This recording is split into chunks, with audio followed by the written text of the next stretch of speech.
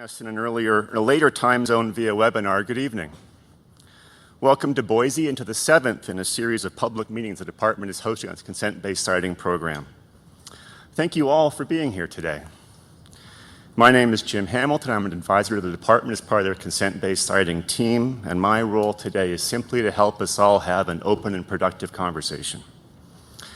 To start off, we have a few housekeeping issues. First, from a personal safety perspective, emergency exits are behind you and to your left and to your right.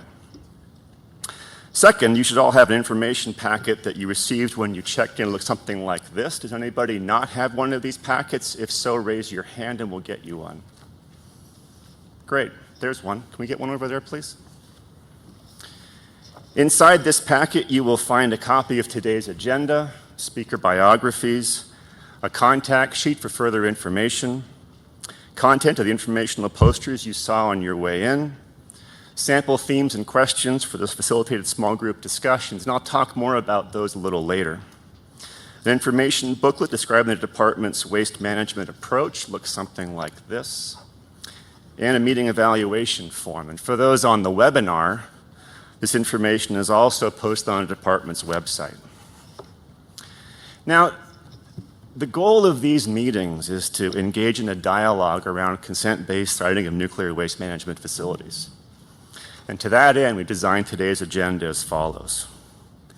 We will first hear from our keynote speaker, Mr. David Leroy, the former nuclear waste negotiator. Following Mr. Leroy will be John Kotek, the acting assistant secretary for the Office of Nuclear Energy. He will then be followed by 4 panel members who will share their thoughts. We'll then have a question and answer session lasting about 45 minutes and a quick break. Following the break, there'll be a facilitated small group discussions to dig more deeply into the issues you've heard about consent-based siting. There'll be a report out session from these small group discussions. Then we'll wrap up with a public comment period and some closing remarks. This public meeting is being streamed live, and a copy of this stream, along with a meeting transcript and a report summarizing your input, will be posted on the department's website shortly. We hope to cover a good deal of ground today. We look forward to your collective interest and your active participation. Again, thank you all very much for being here this evening. And to get things going, I'm going to turn it over to Mr. David Leroy for our keynote address. Mr. Leroy.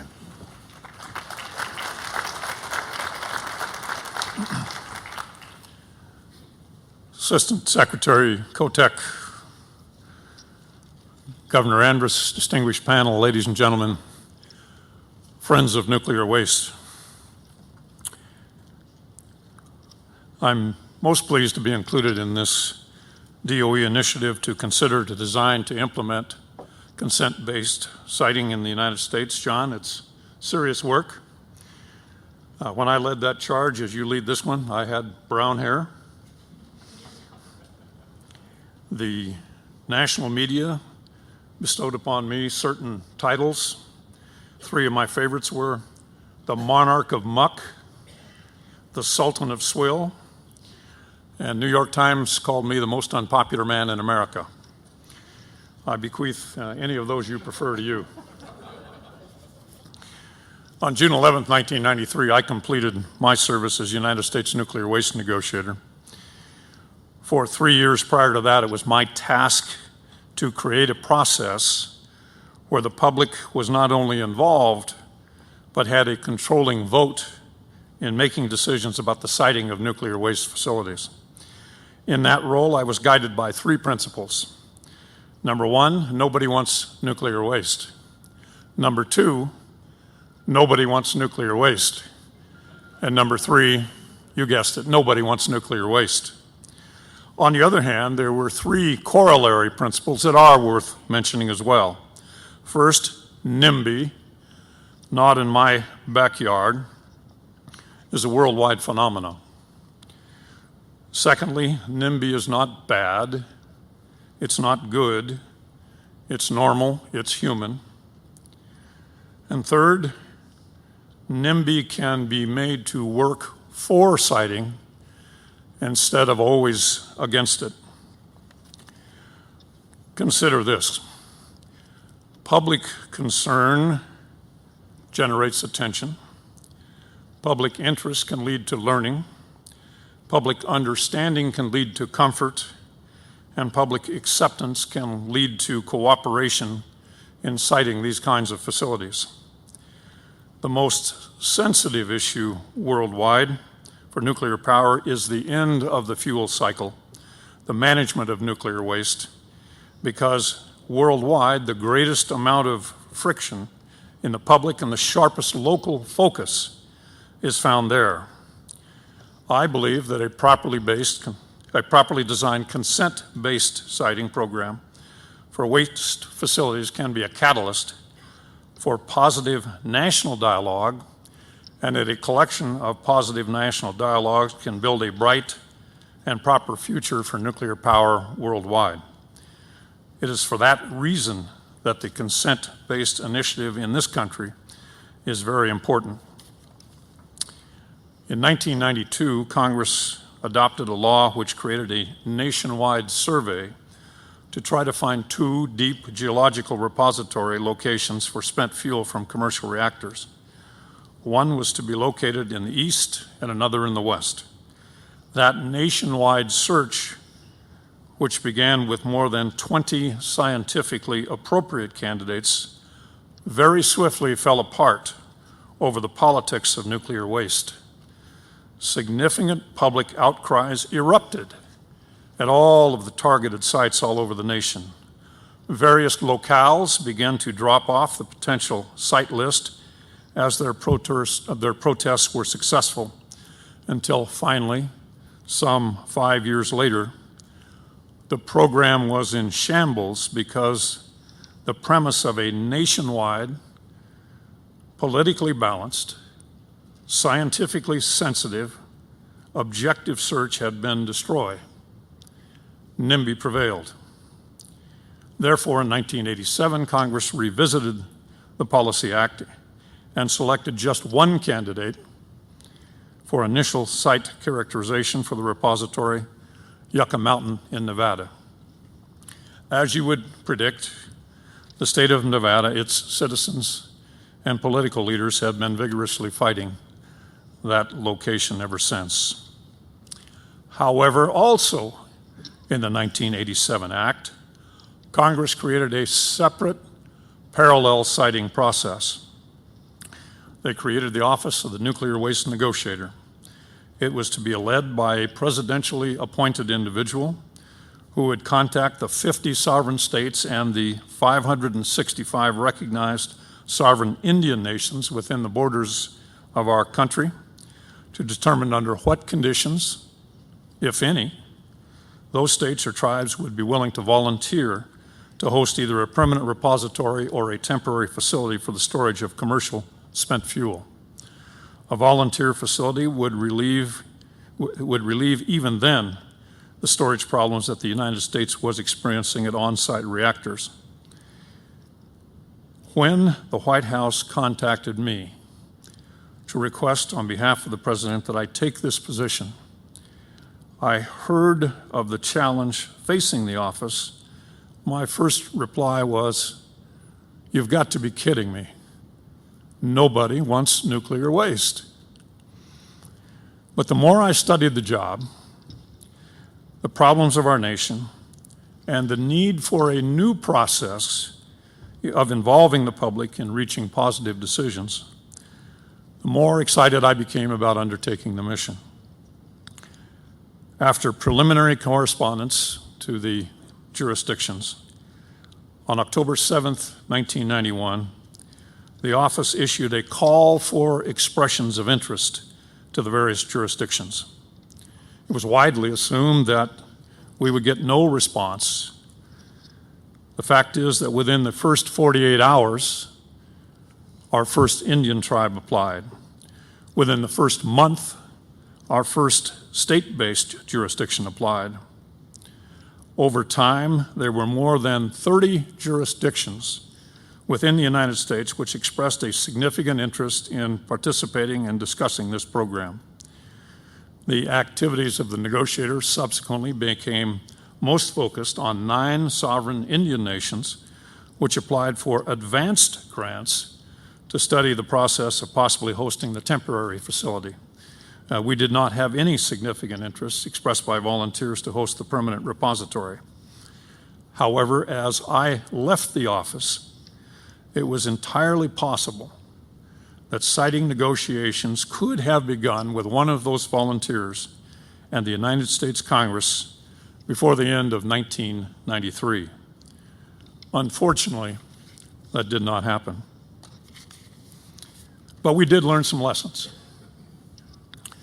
Number one, from my view, based on interactions with and negotiations and waste management agency information from around the world, the voluntary process of siting these facilities has become a worldwide norm and a worldwide necessity.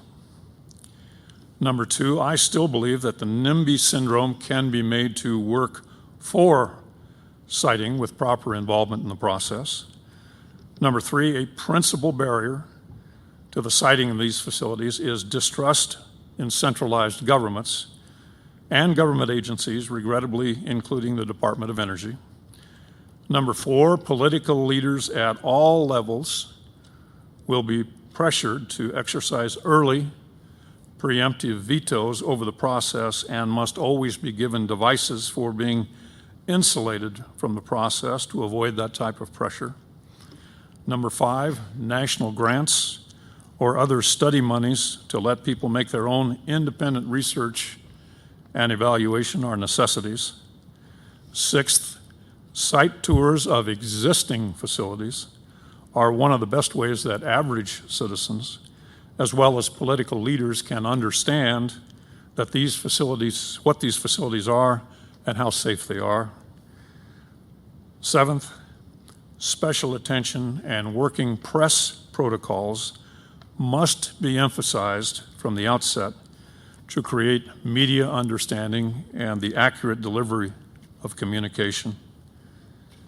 And eighth, whether the political conditions are correct anywhere in the United States for the voluntary siting of nuclear waste facilities remains an open question. These processes and decisions will take time if we are to reverse 50 years of nuclear fear which grips our citizens.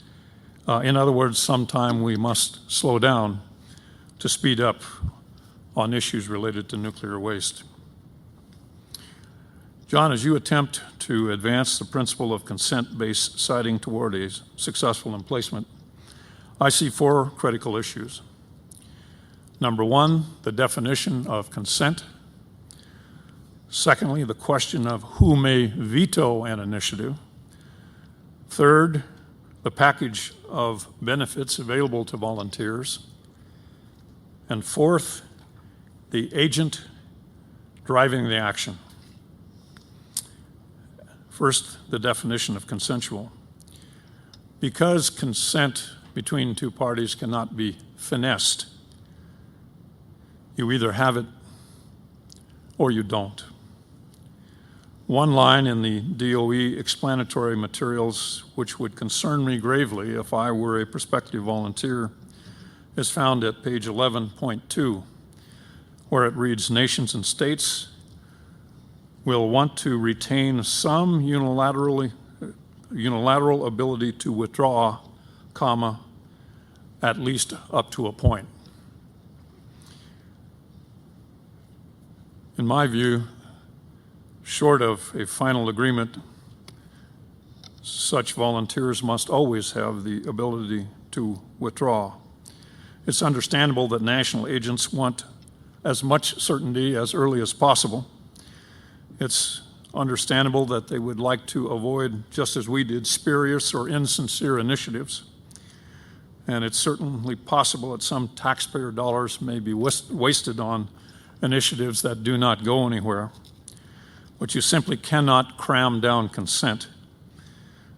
Our 1990s definition had 8 points. They are: the process must be truly voluntary.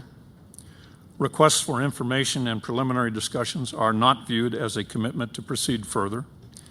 All dialogues are terminable at the will of the host, anytime, for any reason or for no reason at all. All discussions should begin with the thoughtful evaluation of issues concerning health, safety, and the protection of the environment. There are no irrelevant issues. A prospective host is entitled to achieve an equity for helping solve a national problems, and the means of achieving that equity should represent the concerns, needs, and desires of the host. Next to last, the process must encourage broad public participation and seek to consider credibly the views of all affected stakeholders. And finally, the success of the process is possible only through full participation. I'm pleased to recognize that though these tenets may have worked in the 1990s, the science of local community volunteerism has advanced greatly since then.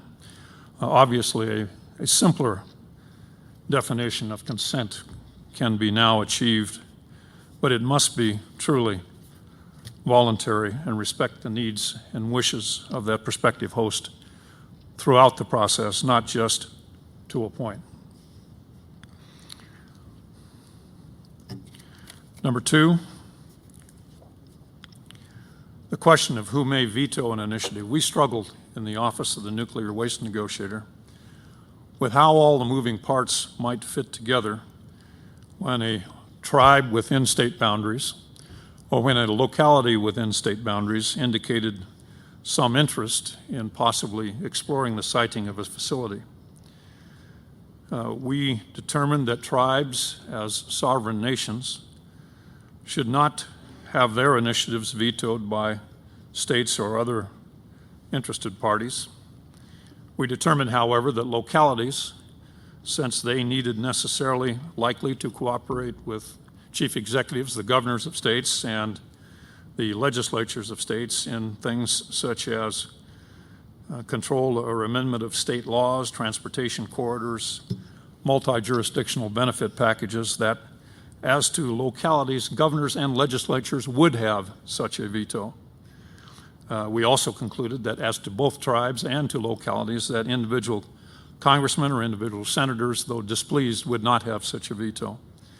We lost some promising initiatives to statewide vetoes.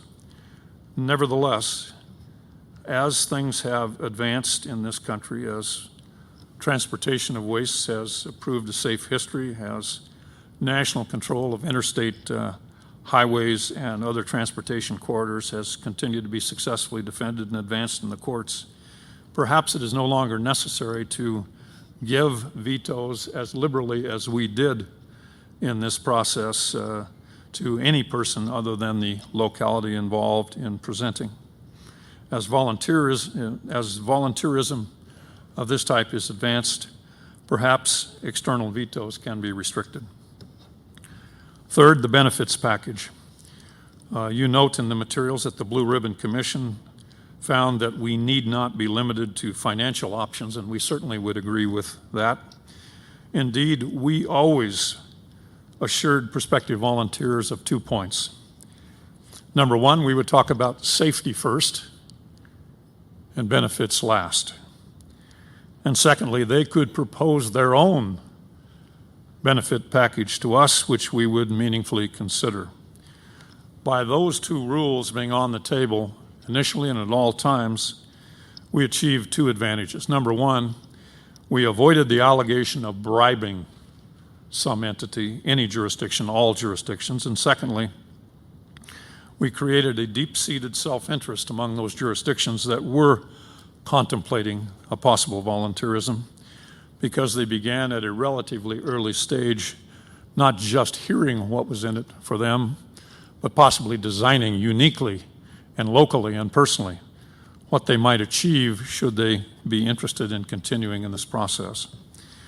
And as we had dialogue with up to 30 jurisdictions, we found various suggestions of a very wide array that interested possible volunteers. Infrastructure improvements, including highways, railroads, waterways, environmental improvements, including the cleanup of existing air, water, or waste problems, public school assistance, higher education programs, healthcare programs, the proposed co-location of other federal projects or expansion of federal projects, general economic development programs, the transfer of ownership of federal properties, tax subsidy or property value protection programs, public recreation improvement programs, direct financial assistance, and local employment or products purchasing agreements. And to that, our office added any other benefit, equity assurance, or assistance desired by the host and deemed a proper part of a reasonable agreement by Congress and the executive. Finally, fourth, the agent driving the action. The concept of Congressman Morris Udall in 1987 in the amendments to the Nuclear Waste Policy Act was that the DOE would not be properly situated to be the change agent, the proposer, the salesman, the activist on this project. Instead, he proposed in the amendments that the negotiator would be an undersecretary level person appointed by the President, consulting with the Secretary of Energy, Senate confirmed, but would report directly from an independent post to the Congress and to the President.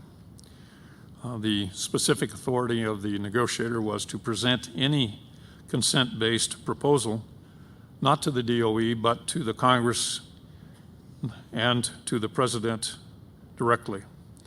We were an independent agency. With permission, we sited ourselves here in Boise in the West, in part to be more proximate to those areas of rural land that might be better situated to be prospective hosts. So the question, which I do not find addressed in the DOE materials to date, is who will drive the action? Will that be someone within or without the department? Will it be a negotiator's office or something else? In summary, I would simply say that the bottom line in the politics of nuclear waste is that perception becomes the reality. In siting facilities which affect the public, it's the public's perception, that of the average citizen, the housewife, the working man, which most influences ultimate outcomes.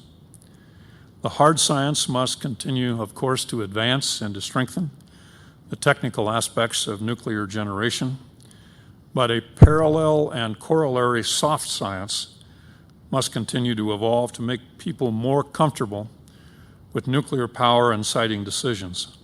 Open, broad, voluntary public participation by local citizens and local politicians in the siting of controversial facilities is the best way to win that support. A final word of warning, of caution. In recreating consent-based siting, you will necessarily be dealing with politicians. Like NIMBY, a related concept is in play, NIM2, not in my term of office. In 2006, I wrote a paper called Political Life and Half-Life, the Future Formulation of Nuclear Waste Policy in the United States. In it, I observed government by popularly elected officials serving 2-, 4-, and 6-year terms is ill-designed to address public policy related to highly unpopular and long-lived nuclear wastes.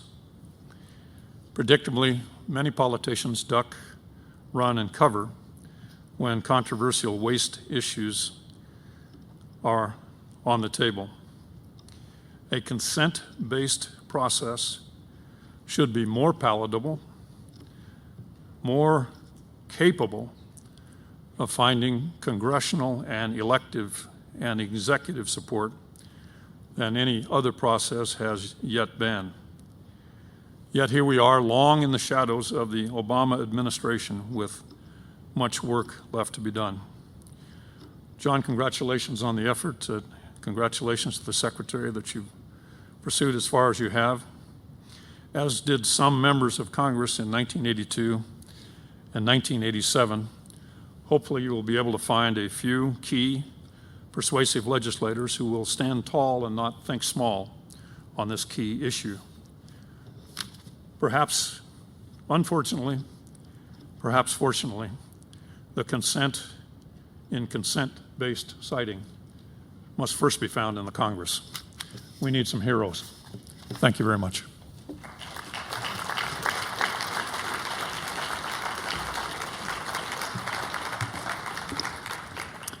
Thank you, Mr. Leroy. We will now hear from John Kotek, the Acting Assistant Secretary for the Office of Nuclear Energy. Mr. Kotek. Thanks very much. And before I make my remarks, we do have a welcoming address from Secretary Moniz that we'd like to play, so if we could cue that up.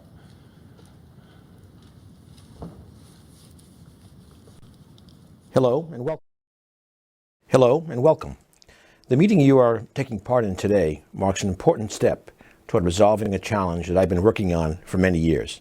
Back in 2010, before I became Secretary of Energy, President Obama and Secretary Chu asked me to serve on the Blue Ribbon Commission on America's Nuclear Future and tasked the Commission with recommending a new plan for dealing with spent nuclear fuel and high-level radioactive waste. Currently, this material is stored on site at reactors or at DOE sites, both operating and shut down around the country. This system of managing this material is less secure and less permanent than either an interim storage facility or a geological repository. The effort to build a repository at Yucca Mountain made clear that building a repository in a community or state that did not agree to host one was not workable. With that in mind, the Commission set out a path that we hope will enable the United States to find locations where we can store and ultimately dispose of spent fuel and high-level waste securely and safely. Today, and at meetings occurring around the United States, we hope to hear from you about what a fair and open, consent-based siting process should look like.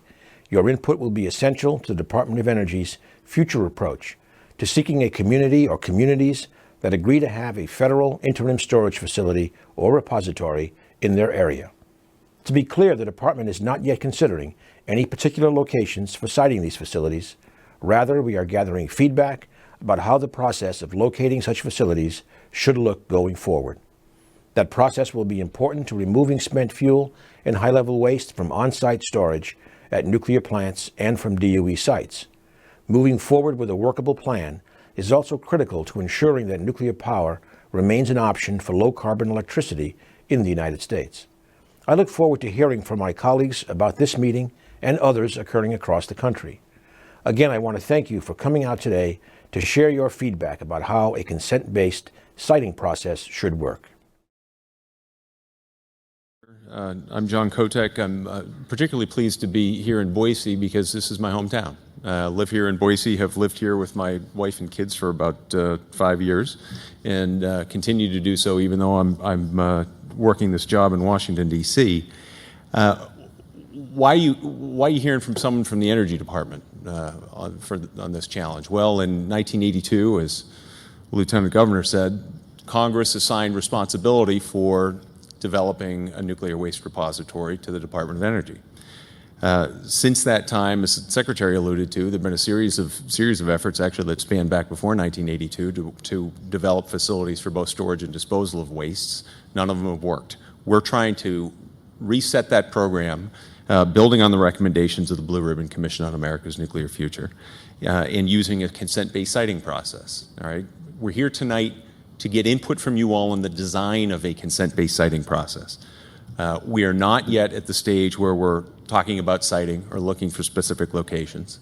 The reason we're here in Boise in particular is because here in the state of Idaho, I think we've got more experience dealing with issues about nuclear waste, both at the state level and at the national level, than maybe any other state.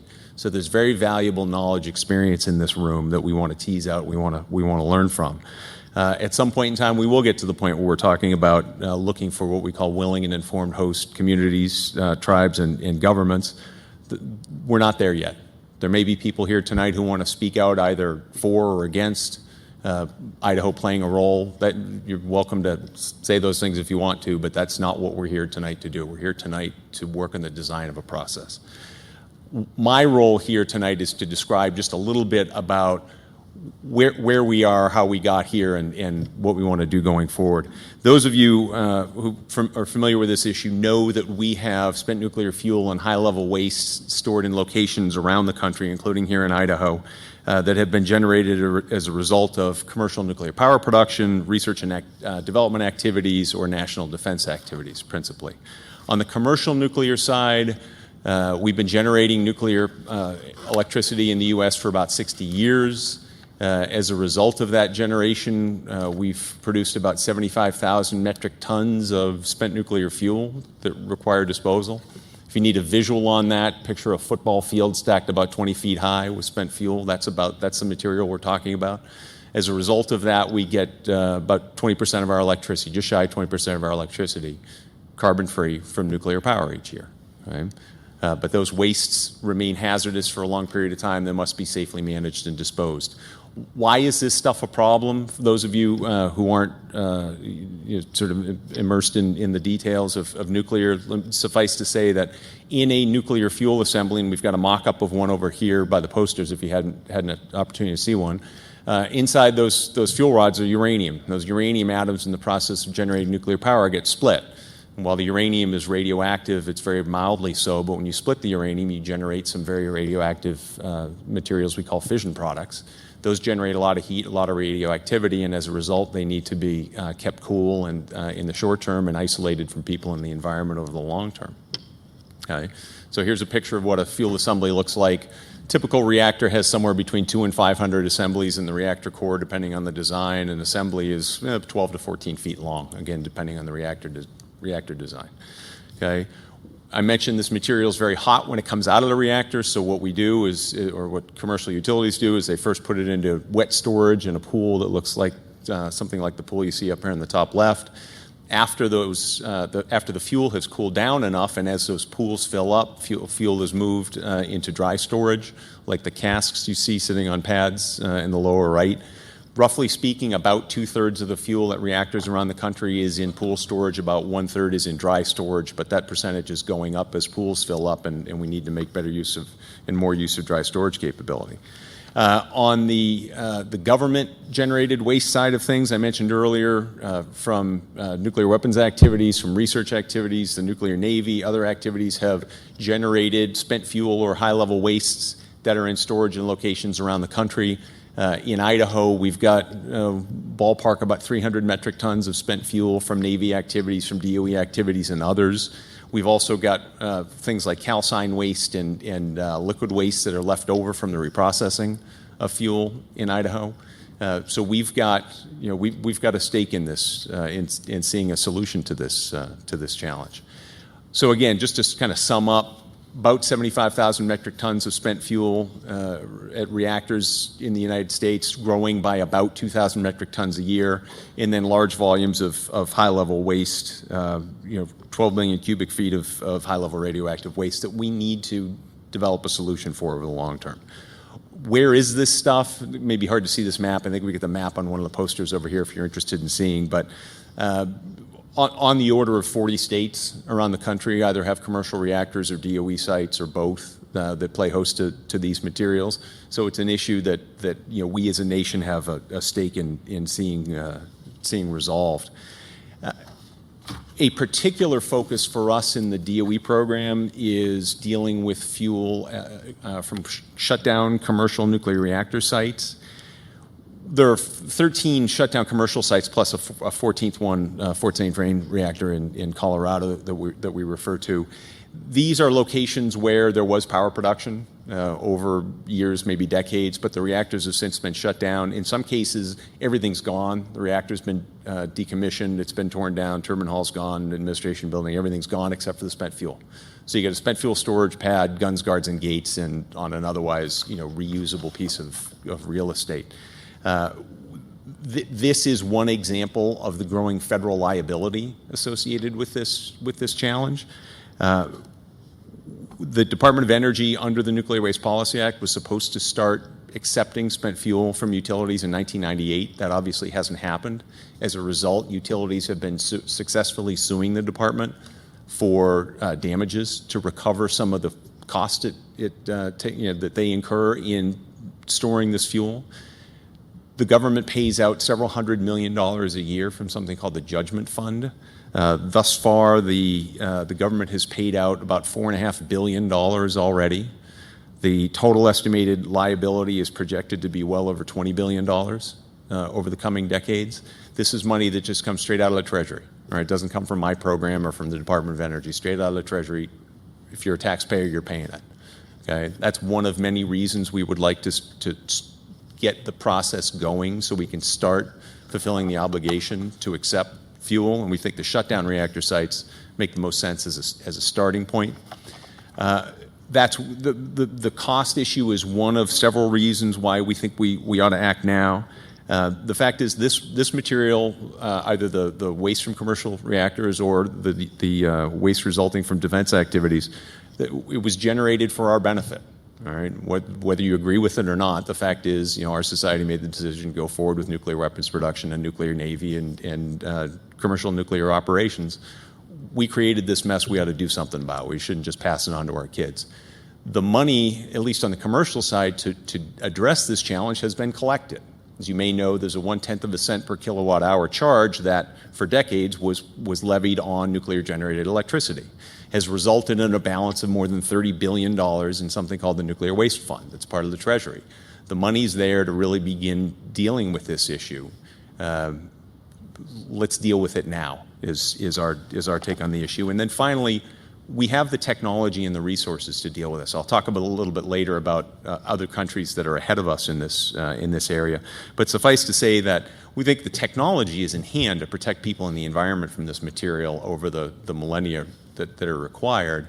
It's a question of, as the Lieutenant Governor said, of working through and finding, sort of the political and societal courage to address the challenge.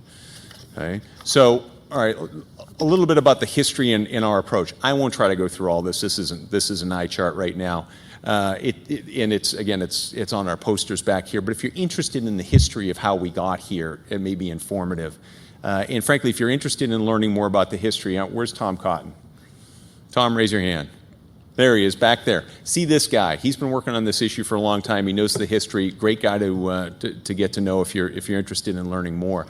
But there have been several attempts over the years, even stretching before the Nuclear Waste Policy Act, at imposing a top-down, federally driven solution on a unwilling host state. None of them have worked. It's a big part of the reason why we're trying a different approach now. Okay? And it's a big part of the reason why the Blue Ribbon Commission recommended that we use a consent-based approach for siting new nuclear waste management facilities. We're also attempting to learn from other countries who are ahead of us. So you'll see here, Canada, Sweden, Finland, France all have very active repository programs. The Finns are the furthest along. They have identified a site using a consent-based process. They've submitted that site to their regulator. The regulators approved it, and they're about to enter in construction for their site. The Swedes are not far behind. Canadians, French, a little further back. The Canadians are closest probably to us in that they are in the early stages of implementing a consent-based siting process where they've sought interest from communities that might want to learn more and ultimately serve as a willing and informed host community. When they put out their call for expressions of interest, they got, I forget whether it's 21 or 22. And they're now working seriously with 8 or 9 communities to look and see if they've got potentially the right geology for a disposal facility. So we've seen examples of how a consent-based siting process can work in this area. That's not to say it's worked everywhere. There are other examples of consent-based siting processes stalling out in countries, but I don't think there's any country that's as far along with the repository program as these folks that hasn't used a consent-based process. Okay.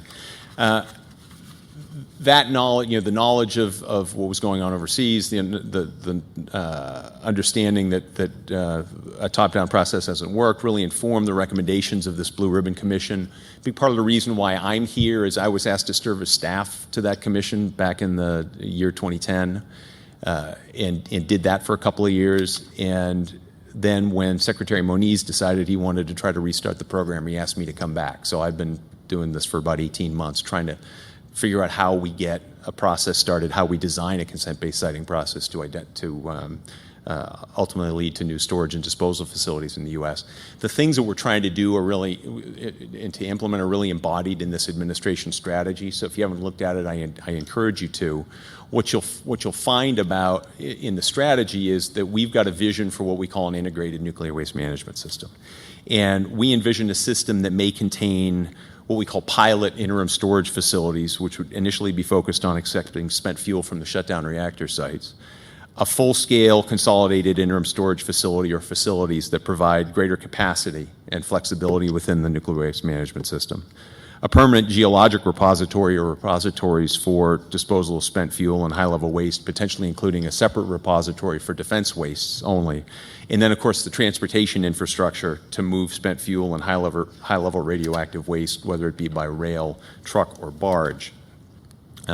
So the strategy, again, calls for construction of consolidated interim storage facilities, both a pilot and full-scale facility to provide flexibility, give us the ability to begin accepting waste and start addressing the federal liabilities associated with this material.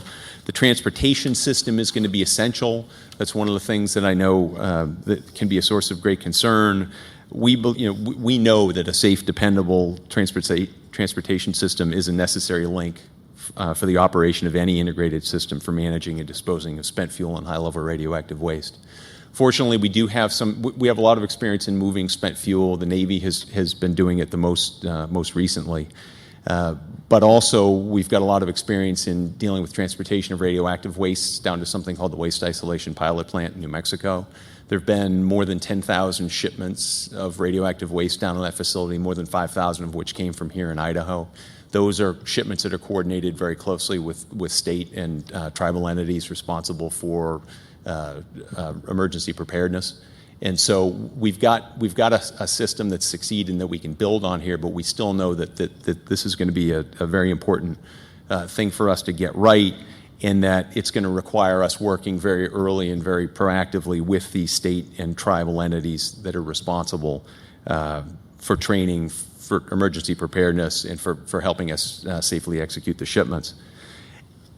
For those of you who haven't seen one before, during transportation, radioactive materials, of course, need to be packaged safely just in case there is an accident. So we use packages like this one that contain an inner canister that holds the waste and that go through a series of tests, whether it's crashes, drops, fires, punctures, to ensure that these materials can be safely transported across the country. The Nuclear Regulatory Commission would be responsible for licensing casks like this to ensure that they meet safety standards. But again, this is going to mean working very closely with the regulatory authorities to ensure we can do that piece of it right. And then, of course, all roads ultimately need to lead to a deep geologic repository. Every foreseeable approach to the nuclear fuel cycle, whether you believe in closing the fuel cycle, reprocessing fuel, or just direct disposing it, requires a means of disposal that assures very long-term isolation of waste from people in the environment. No such facilities yet been put into operation, as I mentioned. Finland's closest. But every nation that's developing disposal capacity plans to use what we call a deep-mined geologic repository, which involves carefully prepared and packaged radioactive waste being placed into excavated tunnels in formations such as salt, rock, or clay, hard rock or clay. And what you do is you count on a series of barriers, both the natural barriers presented by the repository environment, but also engineered barriers, the disposal package, the fuel form, or the waste form itself, and other barriers you might build in to ensure that you can adequately protect people and the environment from this material over thousands of years. All right, so that's a little bit about the issue. So what's the path forward? What we're looking for is, again, the ability to work successfully and collaboratively with community stakeholders and governments at the local, state, and federal and tribal levels to develop this integrated nuclear waste management system. Of course, in doing this, our goals are to ensure safe and secure operations, to build and maintain trust among stakeholders and the public, and adapt our approach based on the lessons that we learn as we go forward. We're at the stage in the process now where we are engaging, the public and interested parties on what should the elements of a consent-based siting process be. So what we're going to do today is you're going to hear from me, you're going to hear from a range of perspectives on this issue from our panelists, and we're going to then, after a Q&A session, we're going to break folks down into smaller groups, and we're going to ask you to talk it out and help us understand what do you think are the things we need to be focused on as we develop and design a consent-based siting process. So we've started by posing a series of questions. How can the department ensure that the process for selecting a site is fair? What models and experience should we be looking at as we design this process? Who should be involved in the process for selecting a site, and what should their role be? And then what information and resources do you think would facilitate further participation in this process? And then what else should be considered? So we want to get your input, helping us answer those questions and others. What that will, and this isn't the only format that we're using. We're going around the country. This is the 7th of 8 of these types of meetings. We've done other public meetings. We're getting comments and input through our website. So we've got, and we're doing, and when folks want to meet with us one-on-one, we have smaller meetings. So we've got a range of inputs coming into us that we've asked to be submitted by the end of July. We will then use that information to develop a couple of deliverables. So first will be a report on what did we hear? What are the major themes that have come out of these interactions from you all and from the other inputs that we've gotten? We'll put that out as a draft. We'll ask for feedback from folks. Did we miss anything big, or did we mischaracterize something? And then we will put out a draft of what we call the consent-based siting process, right? We'll want to get feedback on, did we get that right? Does this look like something that's workable to you all? So we've got a couple of things that we want to try to get done by the end of this year. Looking ahead to next year, of course, we would be hopefully implementing this program. One of the elements we think of successfully implementing a program like this is giving states, tribes, local governments, and potentially others access to resources so they can go out and get their own expertise and have their own experts assess whether the various aspects of this challenge, so they can determine whether they might want to be involved in discussions with the government going forward. So we've asked Congress for about $25 million to fund a grants program, or an initial phase of a grants program, so communities can get access to resources. This is something it's in our budget request to Congress. The Senate has basically given us what we asked for. The House hasn't in their versions of the appropriations bill. So remains to be seen whether we get the okay to go forward with this, or with the implementation of the process more broadly next year. Because again, this Congress has a very important role to play in this. But I just wanted you to know where we are and what we've asked for, and we'll see what comes out of the process with Congress. Pardon me, I went backwards there. And then, finally, of course, what we're going to do with this is, this will be the framework that we design that we use to begin engaging with communities, potentially tribes, and state governments, to work towards developing willing and informed host governments that will ultimately play host to either storage or disposal facilities and help us solve this problem. So. We thank you for being here tonight. If for some reason there's something that you think of after tonight's meeting or whatever that you want to get to our attention, we've got a website and an email address here so you can get your information to us. But really appreciate you being here. Appreciate the rest of the panelists being here, and looking forward to hear what you all have to say. Thanks.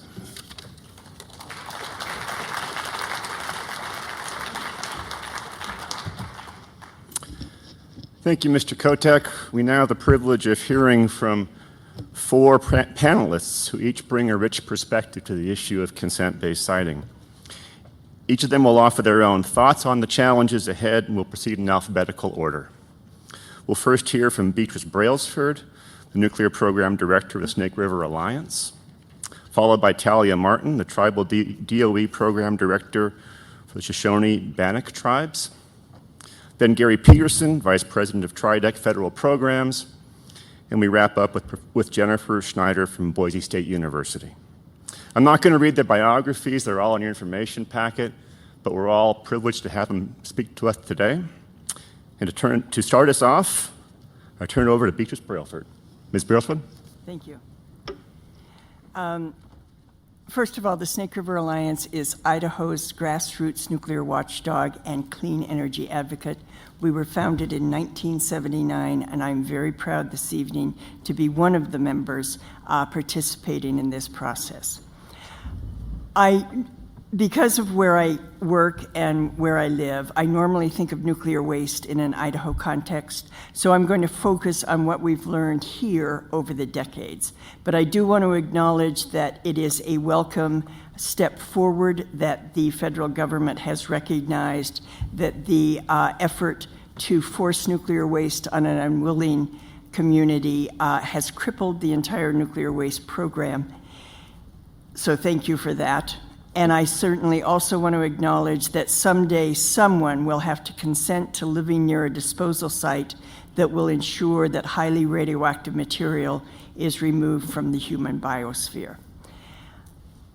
But some cautions.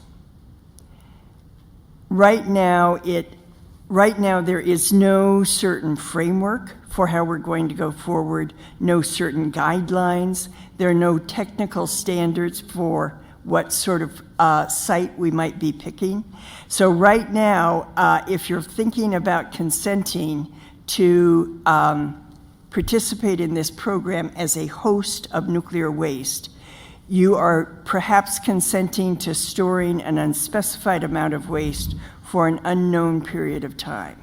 And I will tell you that that is familiar to us here in Idaho, except perhaps the part about being asked. I think the most important thing, and John is certainly correct, that DOE can learn a lot about nuclear waste from coming here to Idaho. Most of our nuclear waste happens to be yours. But I think the most important thing that we can learn from Idaho is the importance of non-consent. If you're asking someone to say yes, and someone says no, you have to hear that, you have to recognize it, and you have to respect it. Non-consent is a very important part of a consent process. A very short amount of history about what we've seen here, since I said I was going to talk from an Idaho context. Ever since the Idaho National Laboratory was founded, we have seen waves of nuclear waste come into this state. Certainly we're familiar with the plutonium-contaminated waste that came in by the trainload from Rocky Flats. John noted for this current context that we have more than 300 metric tons of spent nuclear fuel at the site now, and it really has come from all over. It's come from commercial reactors, the nuclear navy, it's come from domestic research programs, it's come from foreign research programs, research reactors. And over the years, as more and more nuclear waste came to Idaho, Idaho started to push back. We all, I think, are familiar with some of the efforts of some of our political leaders have made over the years. I want to flag a couple.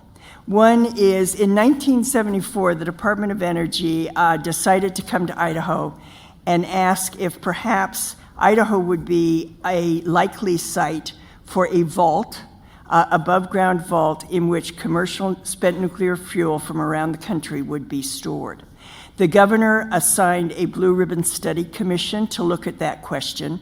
The Blue Ribbon Commission went around the state and asked communities in Idaho what they thought of the plan. They went back to the commission, went back to the governor and said, Idaho does not want commercial spent nuclear fuel, and recommended instead that Idaho suggest to the federal government that commercial spent nuclear fuel be stored at the reactor sites until there was a permanent disposal site available.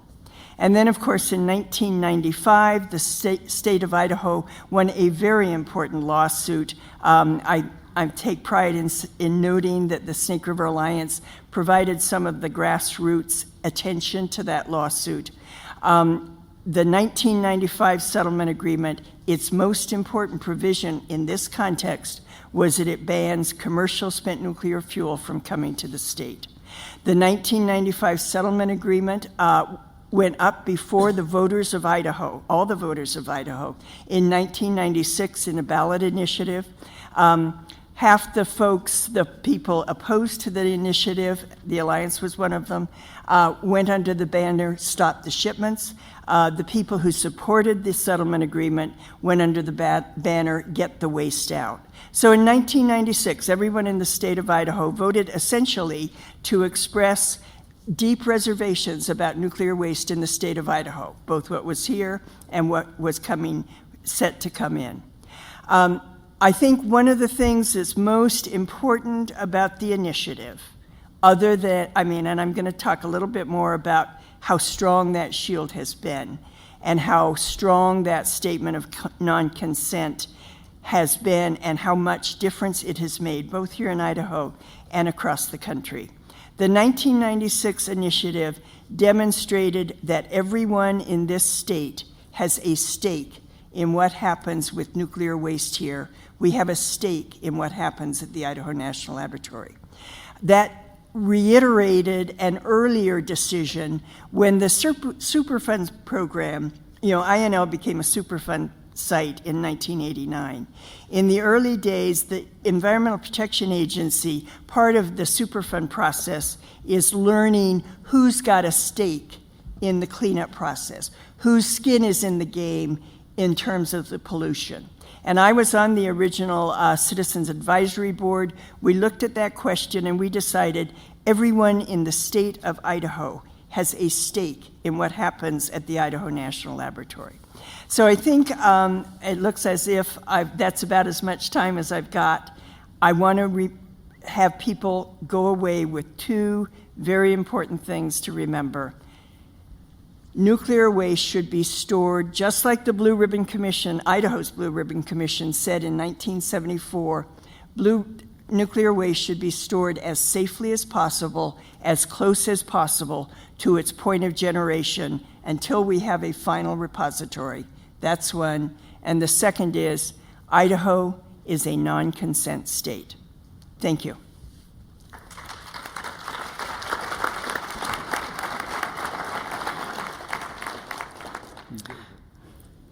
Tonta Yuika. Welcome, everyone. I'm very excited to be here, and I appreciate the invitation as well as the opportunity from DOE to be at a forum where we can be honest and open. And I come here as a tribal, from a tribal's perspective, rather than any comments that I say would reflect the council or our leadership. I am a tribal member of the Shoshone-Bannock tribes. I am also a tribal staffer, and so I do have some experience, although limited, based on the experience here on the panel. I've only worked alongside DOE on Shoshone-Bannock tribal interests for a short amount of time, and to be exact, little less than a year.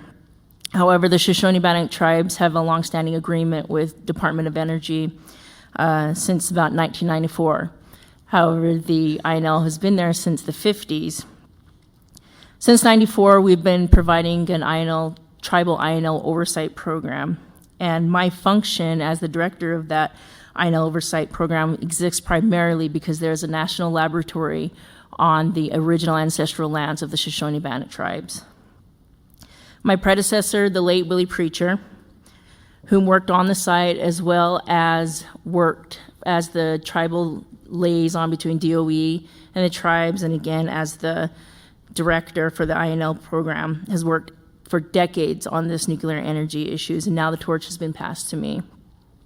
In this position, we provide a tribal perspective to the policies impacting any tribes, as well as the Shoshone-Bannock tribes in nuclear energy. And we serve as key advisors to our leadership, the Fort Hall Business Council, on nuclear energy waste, such as other issues like transportation, shipment of spent nuclear fuel, and high-level radioactive waste. So the tribes have been very involved and are very aware of the issue. However, there's much misconceptions, just like the other communities around us. And just to put in a little bit of context of what the tribe's position is, the INL reservation resides on the original ancestral lands of the Shoshone-Bannock tribes. So original ancestral lands are those lands that were originally inhabited by the Shoshone-Bannocks, so that's where we hunted and gathered. And now our current homeland is the Fort Hall Indian Reservation, which is about 30 miles southeast of the INL reservation. So we were established under the Bridger Treaty of 1868, which provides us that legal enforcement we need to exercise our sovereignty to provide the protection over our ancestral lands, our people, as well as our cultures. So the key word here is protection. Physically, the location of our permanent homeland and within our original ancestral land is surrounded by industrial, private, as well as governmental sources of what the tribes would call poison or contamination to our natural and cultural resources. So the north of our reservation, we have the INL site where there is a temporary storage of nuclear waste. And in the east, we have in our own very mountain selenium contamination from phosphate mining, and we have phosphorus and arsenic contamination from phosphate processing in the south. But we know we don't live on an isolated island. We know there are communities that are adjacent to our boundaries, and they also face the same issues as we do. We also have a transportation corridor that runs through our reservation, so that it goes directly through our homeland. And unlike some of these communities, this is our permanent homeland, and it would be impossible to move every individual, as well as our natural and cultural resources, to another place if they were in danger. And another place would be culturally significant to our tribe's legacy, hopefully. In retrospect, though, we see these sources were initially placed and eventually surrounding our homeland and original ancestral land. Our elders were not always privy to that information that would help them make a well-informed decision. And of course, there's always the socio-economic factors played out an overwhelming role in the decisions that resulted in impacts to our land and resources. So now my generation, what some people call the millennials, has inherited these consequences and are now faced with the similar decisions to make. And these issues are also concerning consent-based siting. So in that respect, during a consent-based siting process, we will demand a more active role from DOE to provide more information as well as communication to facilitate the best decision possible so that the future generations don't inherit even more problems that currently exist. And like many other communities of minorities and diversity, DOE will have to find the miracles of busting down those cultural barriers, whether it be language or something else that exists between the government, the states, and the tribes. However, we do recognize the progress that the government has made towards better understanding and working with the tribes, and we see these implemented through executive orders and DOE policies and other federal agency policies that promote coordination, collaboration, and communication with the tribes. However, there's one thing I would like to remind to DOE is that notification is not communication. And I say this because consultation and communication between highest level of government and the tribal leaders is the key to the tribes fully understanding what consent-based siting entails. If anyone volunteers, whether it's a county or a state, volunteers a host site on our original ancestral land. So the message I bring to you today is that Shoshone Bannocks have always maintained that there will not be a national repository on their original ancestral land.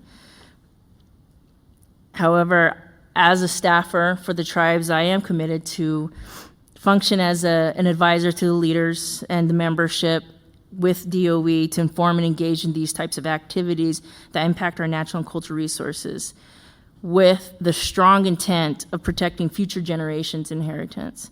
So I look forward to the rest of the evening and engaging in other conversations and hearing your perspective as well. And again, thank you for your time.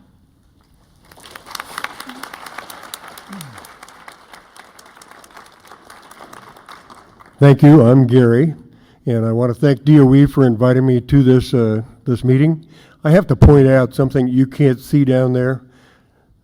Talia was looking at print that's about that big on her iPhone right here, and she was doing that all the way through.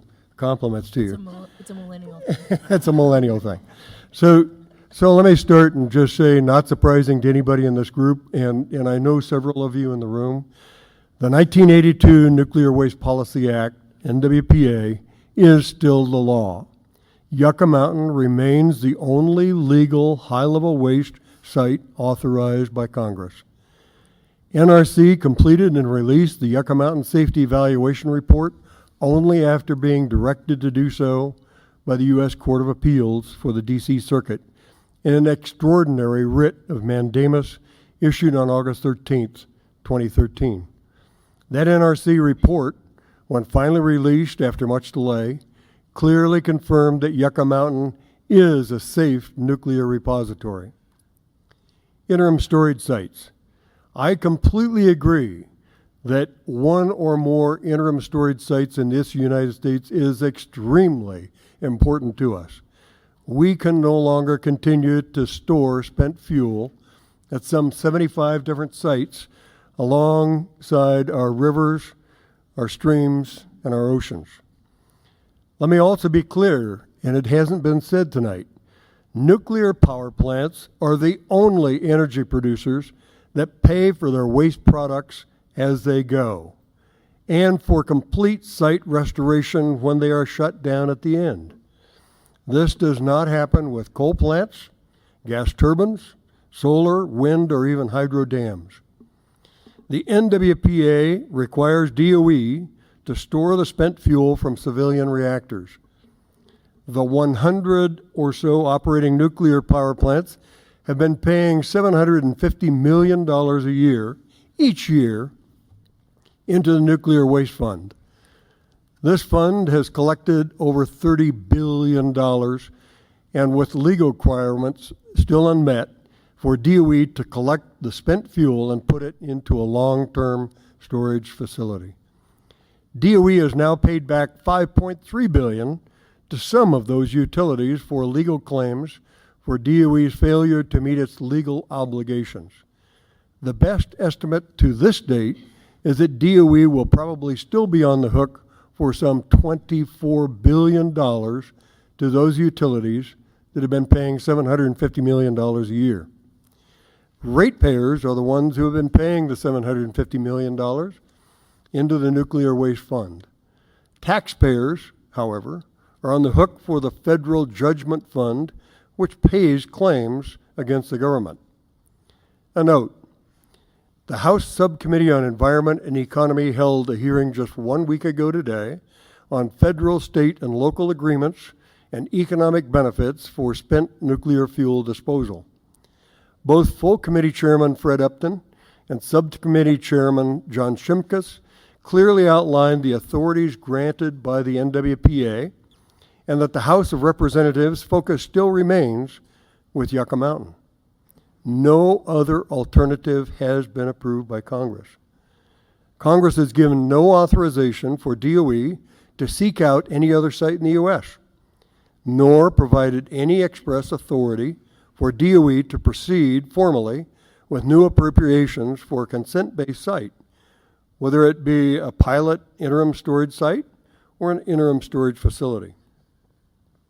Hanford is effectively an interim storage repository with never a single vote of the local population. Hanford has some of all of it.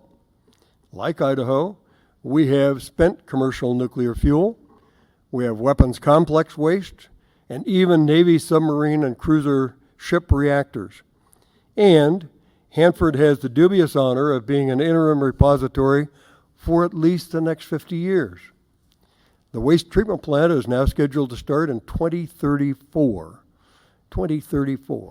18 years from now, and operate for some 30 years. So, consent-based, local, state, tribal, recognize, please, that any pilot, interim, or permanent repository requires both EPA and NRC approval, normally a 15 to 20 year long process. A substantial part of that NRC review has already taken place at Yucca Mountain. This federal regulatory review is required before, or maybe in parallel with, what is called local approval. Citizens from city councils, county commissioners, the governor, state legislature, etc. In a 20-year period, almost all of these elected officials will change out. The same is true of an administration. We could well see at least 5 secretaries of energy over the next 20 years. What we have recently seen in the Dakotas with a proposed deep borehole test, no contaminated material, shows just how difficult it is to reach consent-based. I'm not saying it's impossible, but I am saying it's improbable. Because of the continual change within DOE and the prime contractors, as well as the turnover in elected officials, governors typically only run for 4 to 8 years. To me, the only way for DOE and Congress to reach some kind of consent-based support from a local community is through a long-term contract. Such contract would have to include financial support to the community and to the state, all the way through construction, licensing, and operation. And then, when the politics change, and they will, and the community and or state chooses to opt out, as we've heard from David, the contract must be repaid to the government in full if they opt out. I have worked around things nuclear since 1965. I'm not a kid, 75 years old.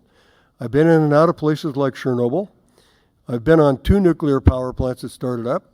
I am a firm believer that nuclear power is the only way to go in the future if we are to have carbon-free energy. I recognize clearly that nuclear is a must for our nation. It is not, this subject is not about nuclear science, nor is it about hazardous waste science. It is about political science. And with that, I turn to my next speaker, Jen. We're already over, but...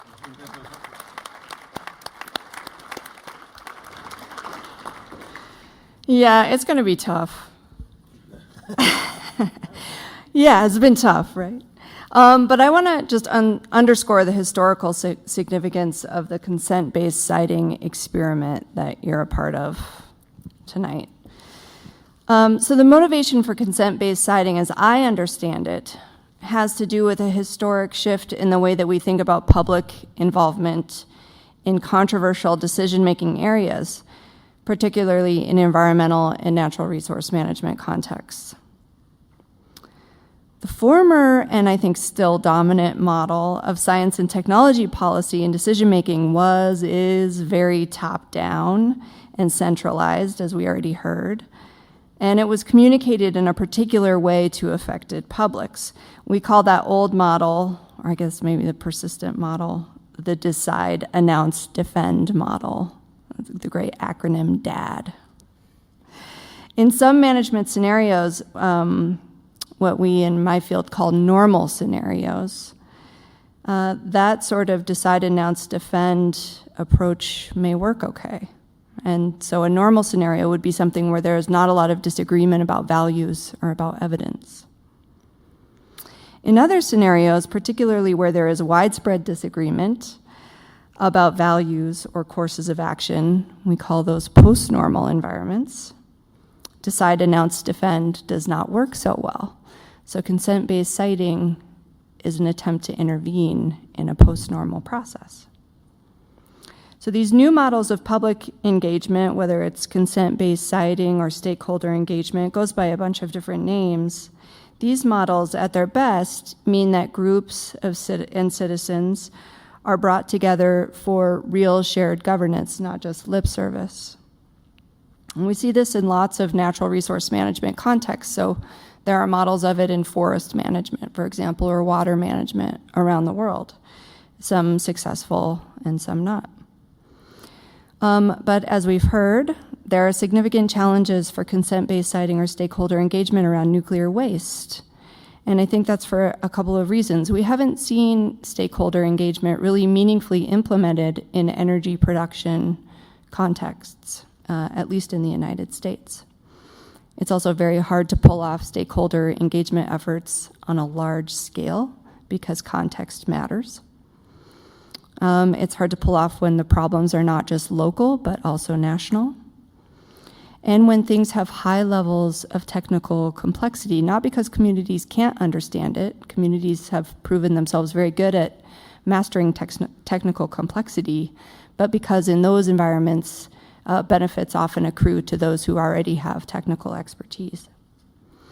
So in my view, consent-based siting and this process that we're all part of tonight is an attempt to try stakeholder engagement at the nexus of these three very tough areas: a problem of national significance and with some perceived urgency. I suppose we could argue about that.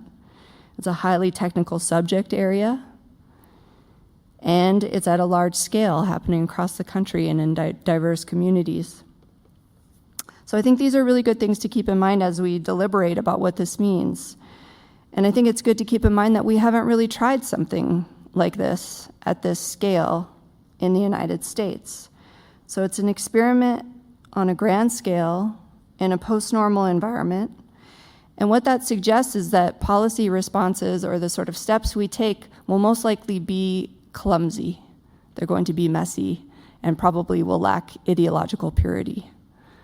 So I think those are important tenets to keep in mind as we discuss what consent-based siting might look like for our fellow citizens.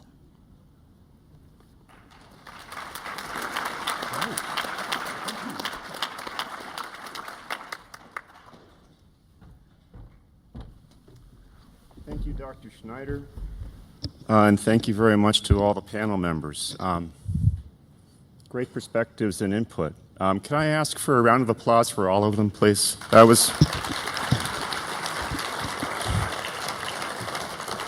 was a lot of meat there.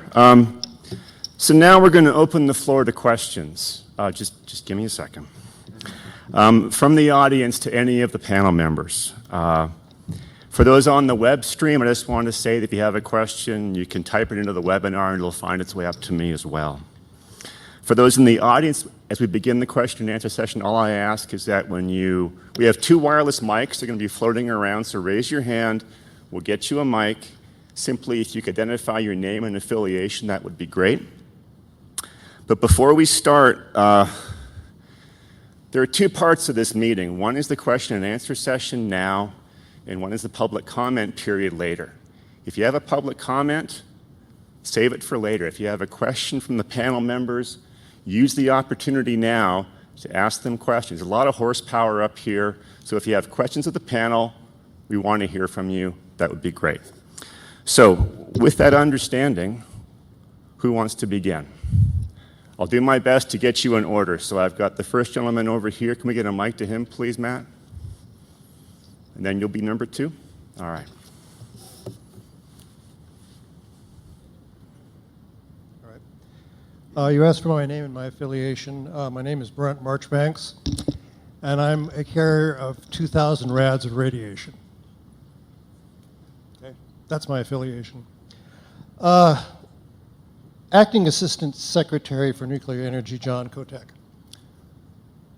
You folks tried to sneak used fuel rods into the state of Idaho.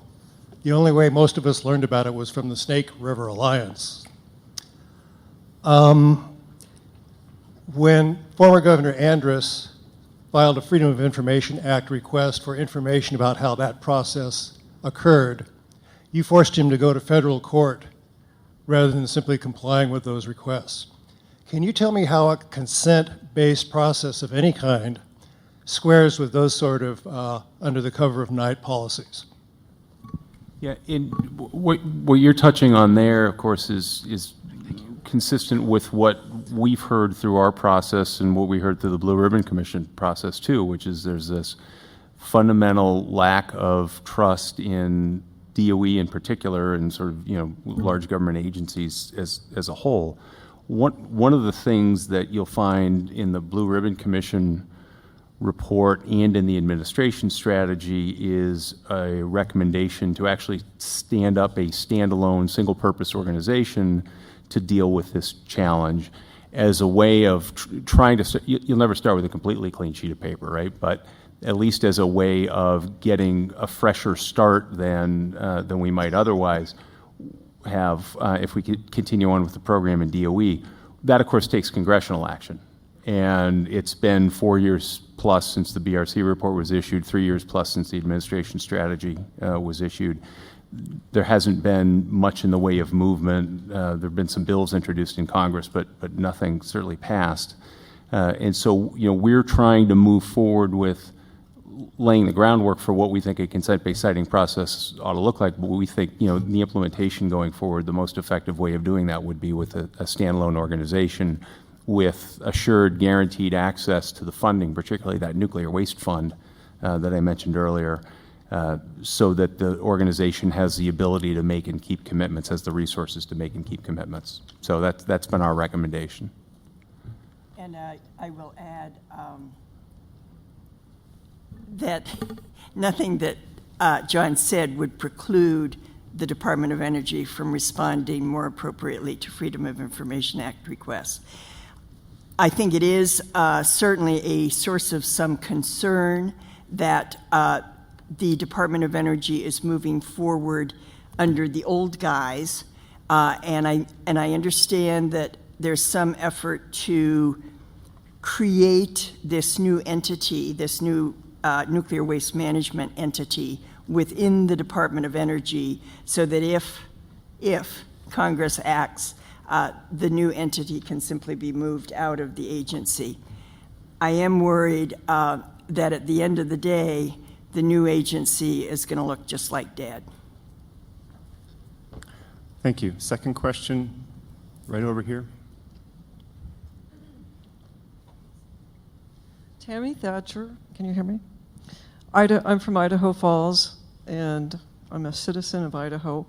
I have a question about the word pilot being applied, pilot interim spent fuel storage. And I'm wondering if that is a weasel word to get around the Idaho Settlement Agreement stipulation that naval spent fuel at the INL would be among the first things shipped to an interim storage facility. So did the word pilot weasel you around that, or did the announcement of the search for a separate defense site weasel around that, or have you not weaseled around that at all? I'm assuming that was directed at me. The word weasel. I'm working up to most hated man in America there. We're not there yet. So on that one, no. In fact, that's the first I've heard that line of thinking.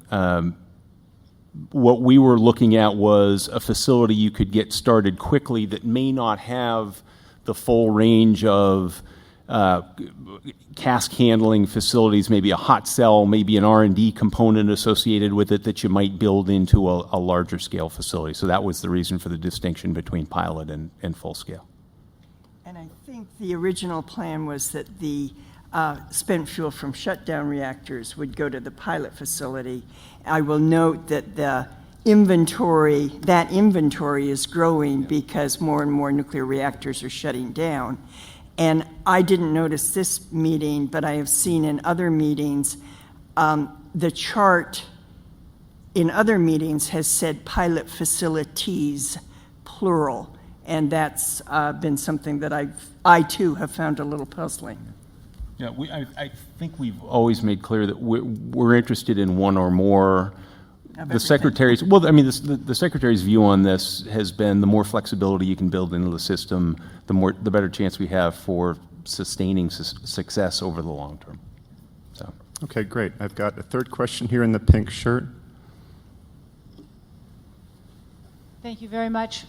I'm Liz Paul. I'm on the board of directors of the Snake River Alliance, and I do want to thank everybody for coming. The Snake River Alliance sort of ripped the veil of secrecy off of what was going on at the Idaho National Lab many decades ago, just so people like all of us could be part of these decisions. And thank you very much to the panelists. I don't want to put Talia on the spot or make her too nervous, but I do have a question for her. We heard some discussion already this evening about veto authority, and that the entity that might consent, unless they're out in the middle of the Pacific or something, they don't stand alone, that they are surrounded, of course, by other communities, and nuclear waste doesn't go by transport or, magically from one location to the other. It travels through many locations. And with the tribe being located so close to the Idaho National Lab, although we know that we are not a consent state. For example, anyway, what kind of, what do you think about veto authority? And both for the tribe specifically, but in general, Beatrice said that in the initiative, that went along was the whole state was a stakeholder if something was going to happen at the Idaho National Lab. And can you address that question, especially because you are on the transportation route?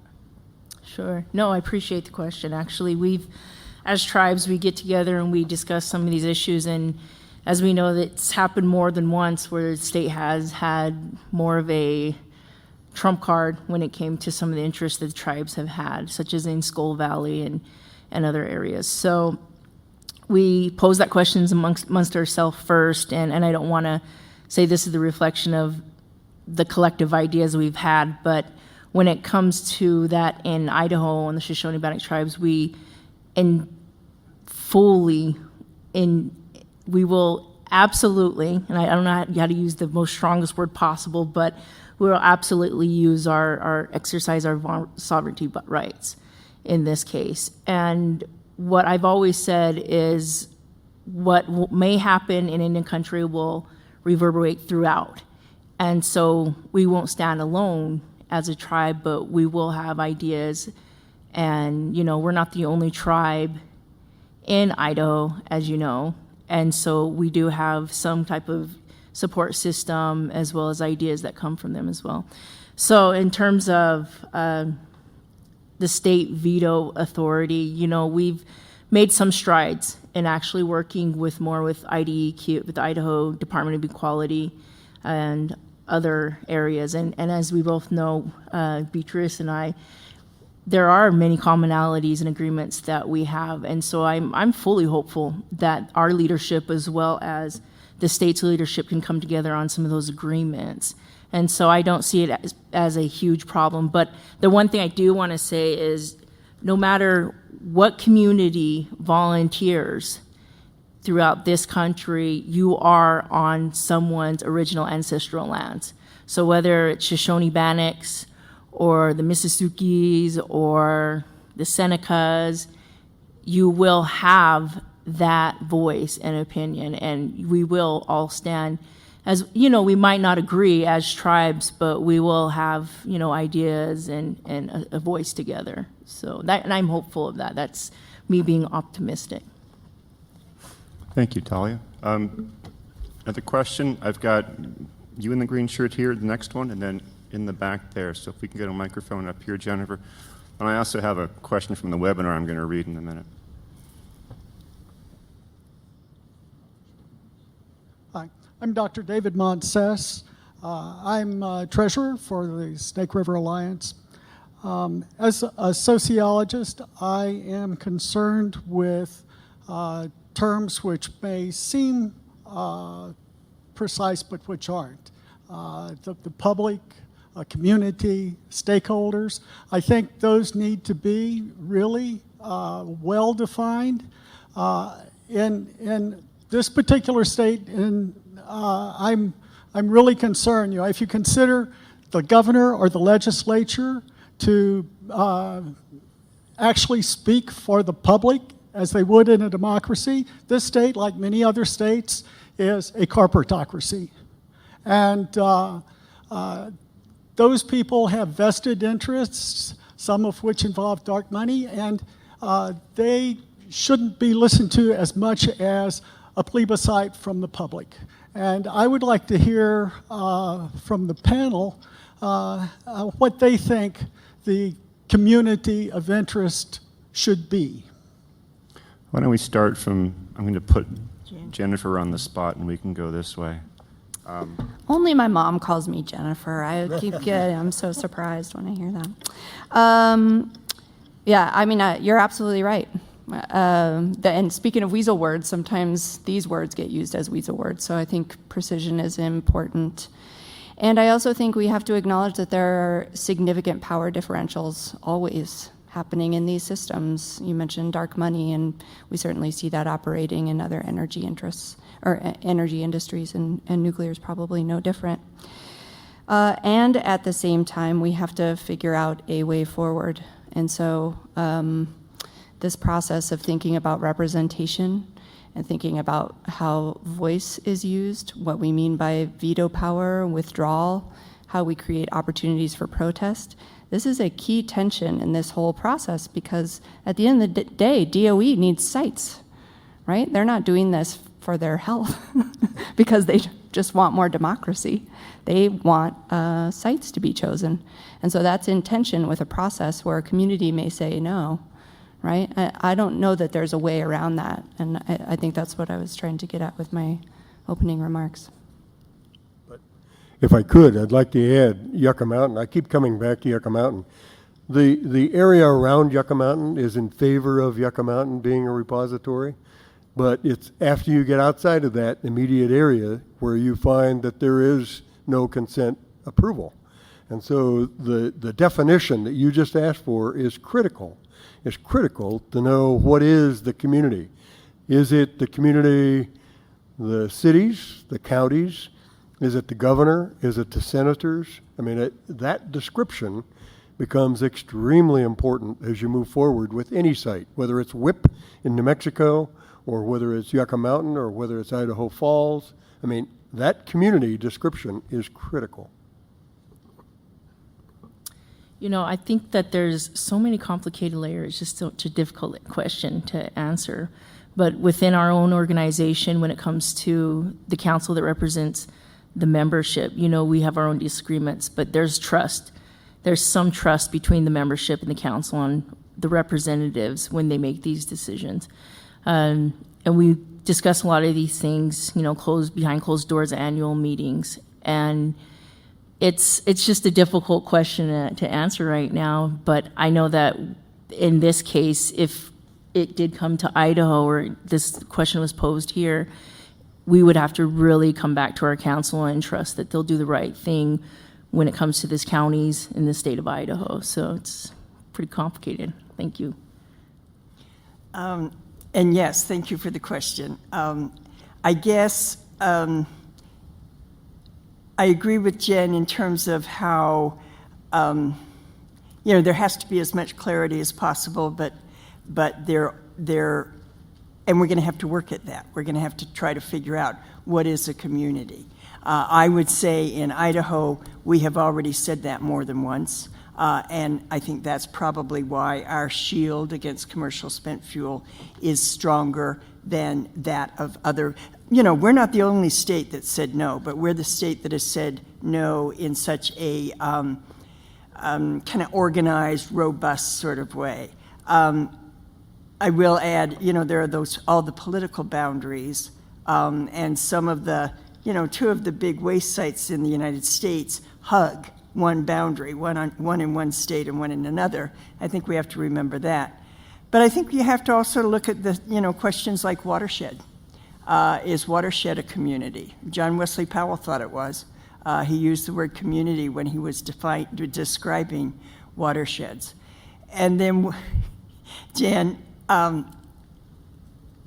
you said that the Department of Energy needs to move this material, and I think we should remember when we're looking at interim storage of spent nuclear fuel is already in interim storage. It is in interim storage by and large at the reactors, most of which are east of the 100th meridian.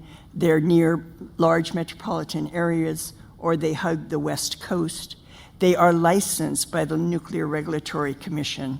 Moving spent fuel doesn't necessarily solve an environmental problem. It adds its own costs, its own risks, and I think the main risk, the number one risk, and it's why, you know, you hit a wall, it will never move again if it moves once. And what will happen is a community will be burdened in a way it hadn't bargained for. As important to the rest of us, we will have put very dangerous material in perhaps an inappropriate location. In response to your question, actually, frankly, that's really one of the things we want to try to tease out tonight and get your input on. I mean, as you look at the history of nuclear waste management in the United States, we've seen examples, here in Idaho where you had a governor and an attorney general sign on to an agreement. Enough folks expressed concern about it, wound up on the ballot, right? And it was statewide referendum.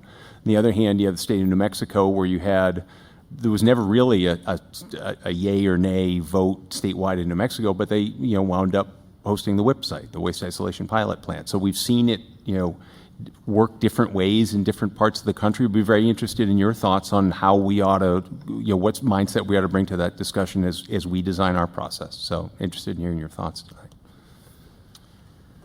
That's an insightful comment. Definitions do count.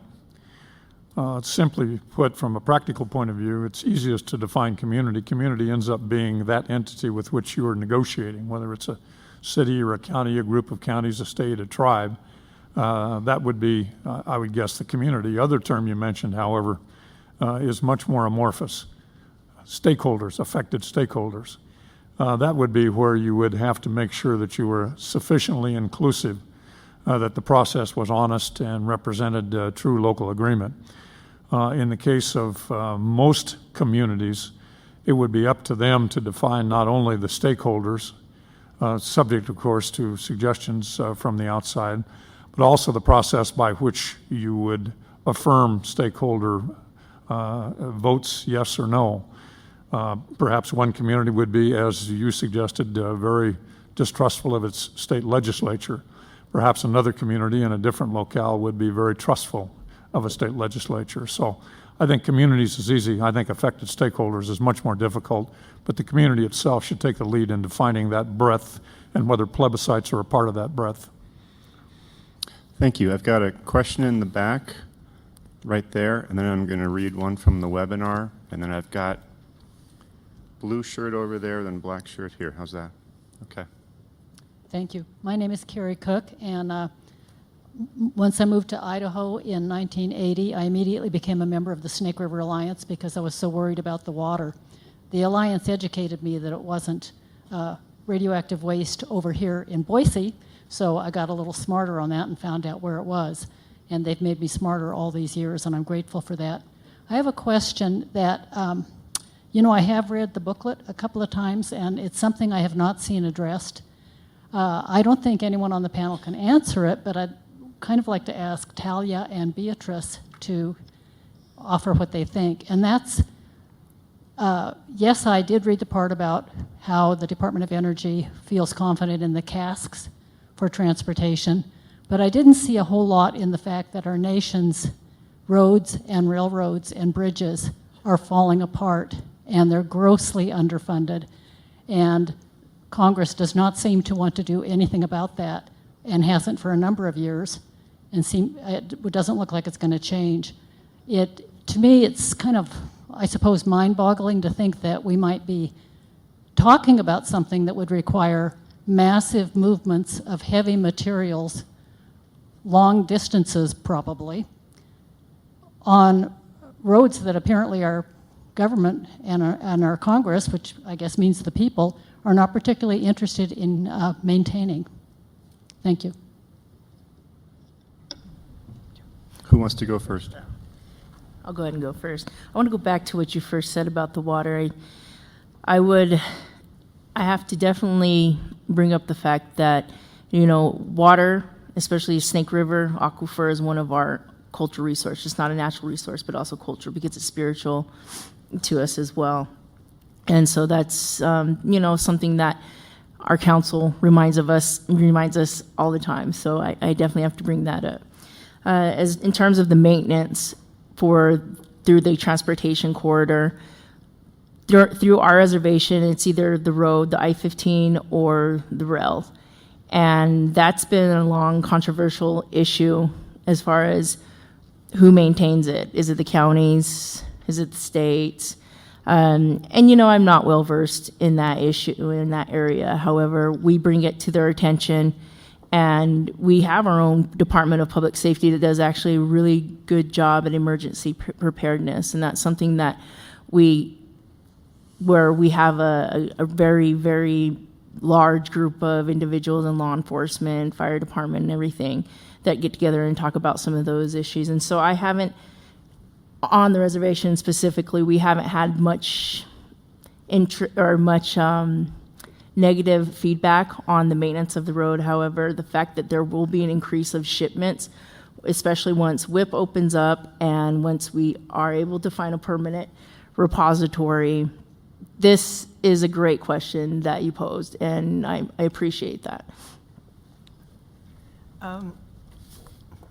My understanding is that most of the shipments, long distance shipments, if spent fuel is to go from one interim site to another interim site, will be by rail. That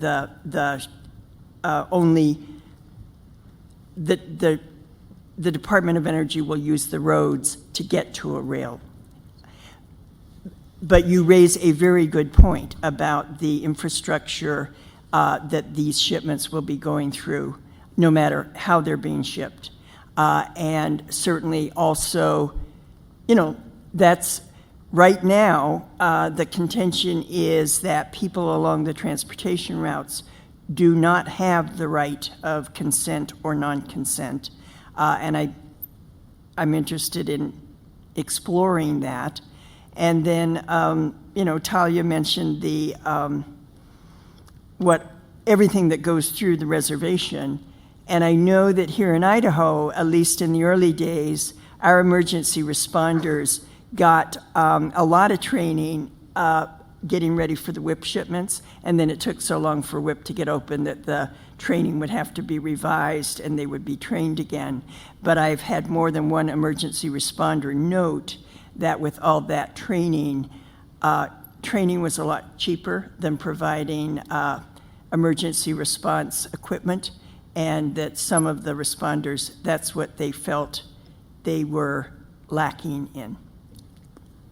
If I could just add one thing to that while we're on the transportation subject. If you want to understand a little bit more about the things that we do to ensure that these transports can be done safely, where's Melissa? Melissa Bates from my office, she actually moved back from Idaho Falls to DC to help us with this program, and so she would be a great one for you to talk to at the break if you want to understand a little bit more about the things that we do to ensure that the road and rail or barge, if we have to use that, is up to the task. Thank you. Now I have a question from the webinar for Mr. Kotek. Considering that waste control specialist's application has been filed with the NRC, why were no hearings or public meetings like we're having tonight held in Texas or New Mexico? Yeah, and we heard that same comment. We had a meeting in Arizona, and some folks came and voiced that concern. We're not looking at sites right now. What we're out doing is we're getting input from folks like yourselves on how this process ought to be designed. Going forward, if in fact there are efforts to locate facilities in those states, then I'm sure there will be opportunities for public participation in those states. But that's just not the point of the process we're at right now. Okay, great. I've got up there in the blue shirt, black shirt. Nope. Yeah, you're good. There. Thank you. My name's Tim Andrea, and I'm a concerned citizen. I guess Jen mentioned that this is messy, and I think being human is messy in itself. There's no way around human imperfection. Just like the recent accident that happened at WIP, that no matter how much regulation there's this margin of human error. And the more handling is done, the more the possibility of human error. So there's been an explosion at WIP, and now it is shut down. I don't know that there's a time that it's supposed to be open, that is...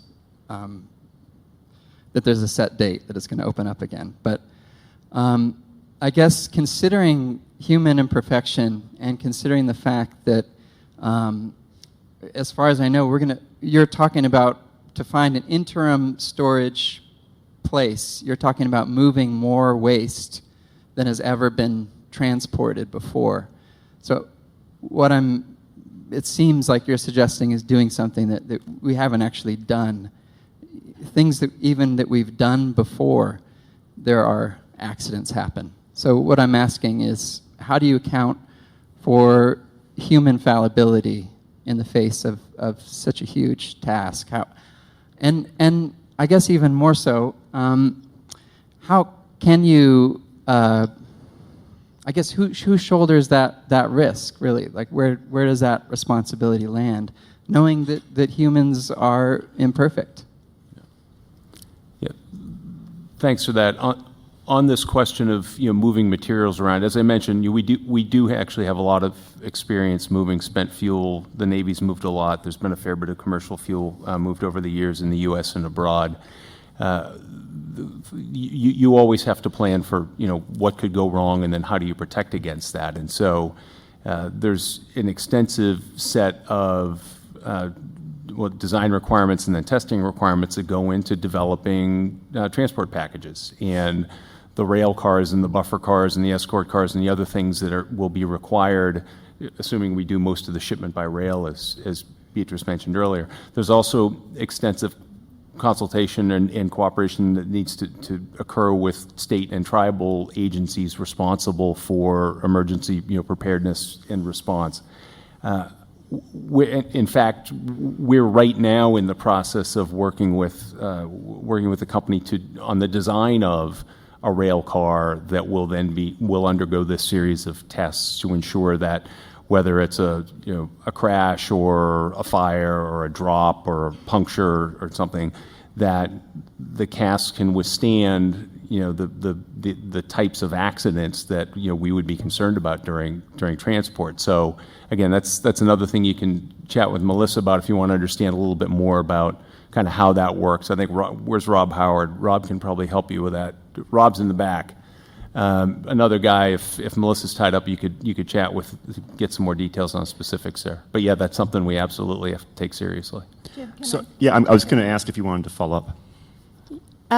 Well, I might just read in between the lines a little bit with your question and say that, that's the key question that I think this room should consider when we deliberate. It's a key question: who bears the risk? And there's a lot of frustration. Like if you talk with sort of nuclear engineers at the reactor level, or if you talk with oil and gas people who work on fracking, they often will assure you that it's totally safe, right? And that can be frustrating as a concerned citizen.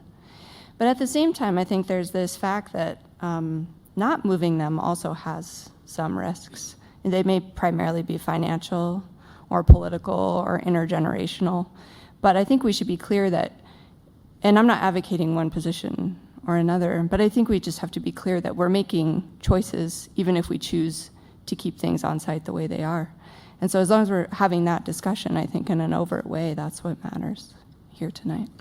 All right, thank you. I've got black shirt here. I just want to make a note to those on the webinar. We're trying to get to your questions as well, but we're giving preference to those in the audience. So thank you for your comments and keep them coming. Is it on? Yeah. My name is Gary Richardson. I'm a citizen. I have a deep relationship to nuclear issues. I wanted to address my question to Mr. Leroy. You served for 3 years as nuclear waste negotiator, and I think Congressman Stallings followed you for another 6 or 8 years. So it's about a decade of experience you had in this very process. And I'm sorry I got here a little late. You may have covered this, but you said there were 30-some entities interested, but it all fell apart. I think we need to look in detail at that decade of experience. You're modeling a process that's already been tried. I saw the editorial in the Statesman this morning that was touting this as something new. It's not something new. It's something we've already tried and failed at. And I think very important is knowing why it didn't work then and how do we design around that. Thank you. Gary, thanks for a great question. I deliberately left that pregnant possibility of exploring this hanging in my original remarks, and I'm glad to have the question. The original nuclear negotiator's office was sunsetted after 5 years, spanning from 87 to 92. I was appointed ultimately in 91. We got the office extended for 2 more years. My successor was Richard Stallings, a congressman from Idaho, most able man. And as I mentioned in my remarks, we had 30 inquiries that were superficial or somewhat interested. That pared down to about 20 that were fairly interested and pursued some. We had 9 tribal organizations that actually engaged in advanced studies with the federal monies. 1 or 2 states were sincerely interested, although governors never pulled the trigger. They would meet with us, but didn't quite get in the game. And we had a couple of localities that were very interested, but as I mentioned, we gave governors and legislatures vetoes, and in 2 instances, governors did issue those vetoes. What happened when I left the office and Mr. Stallings was appointed was, I think, indicative of that problem about short political terms and 10,000-year waste terms. The process of building rapport with a locality on a voluntary program is highly personal.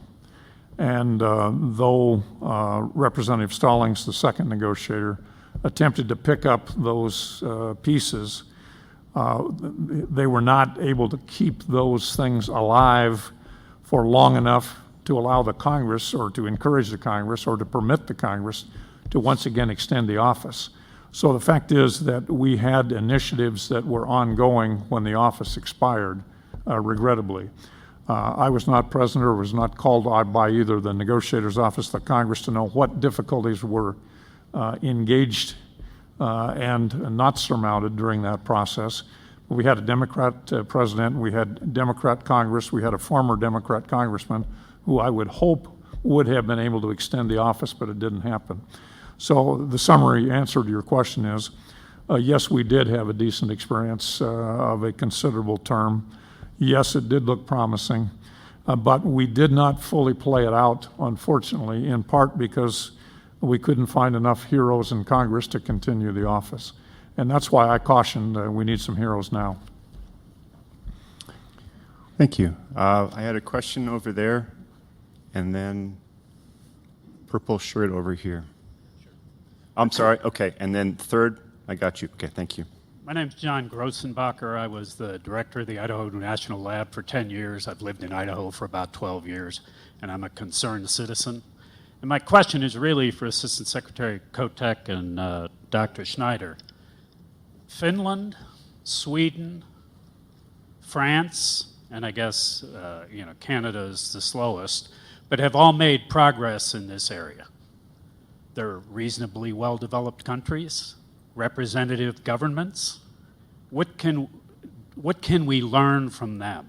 What have they done to make progress in this area that we can learn from and adopt? Yeah, short answer is a lot.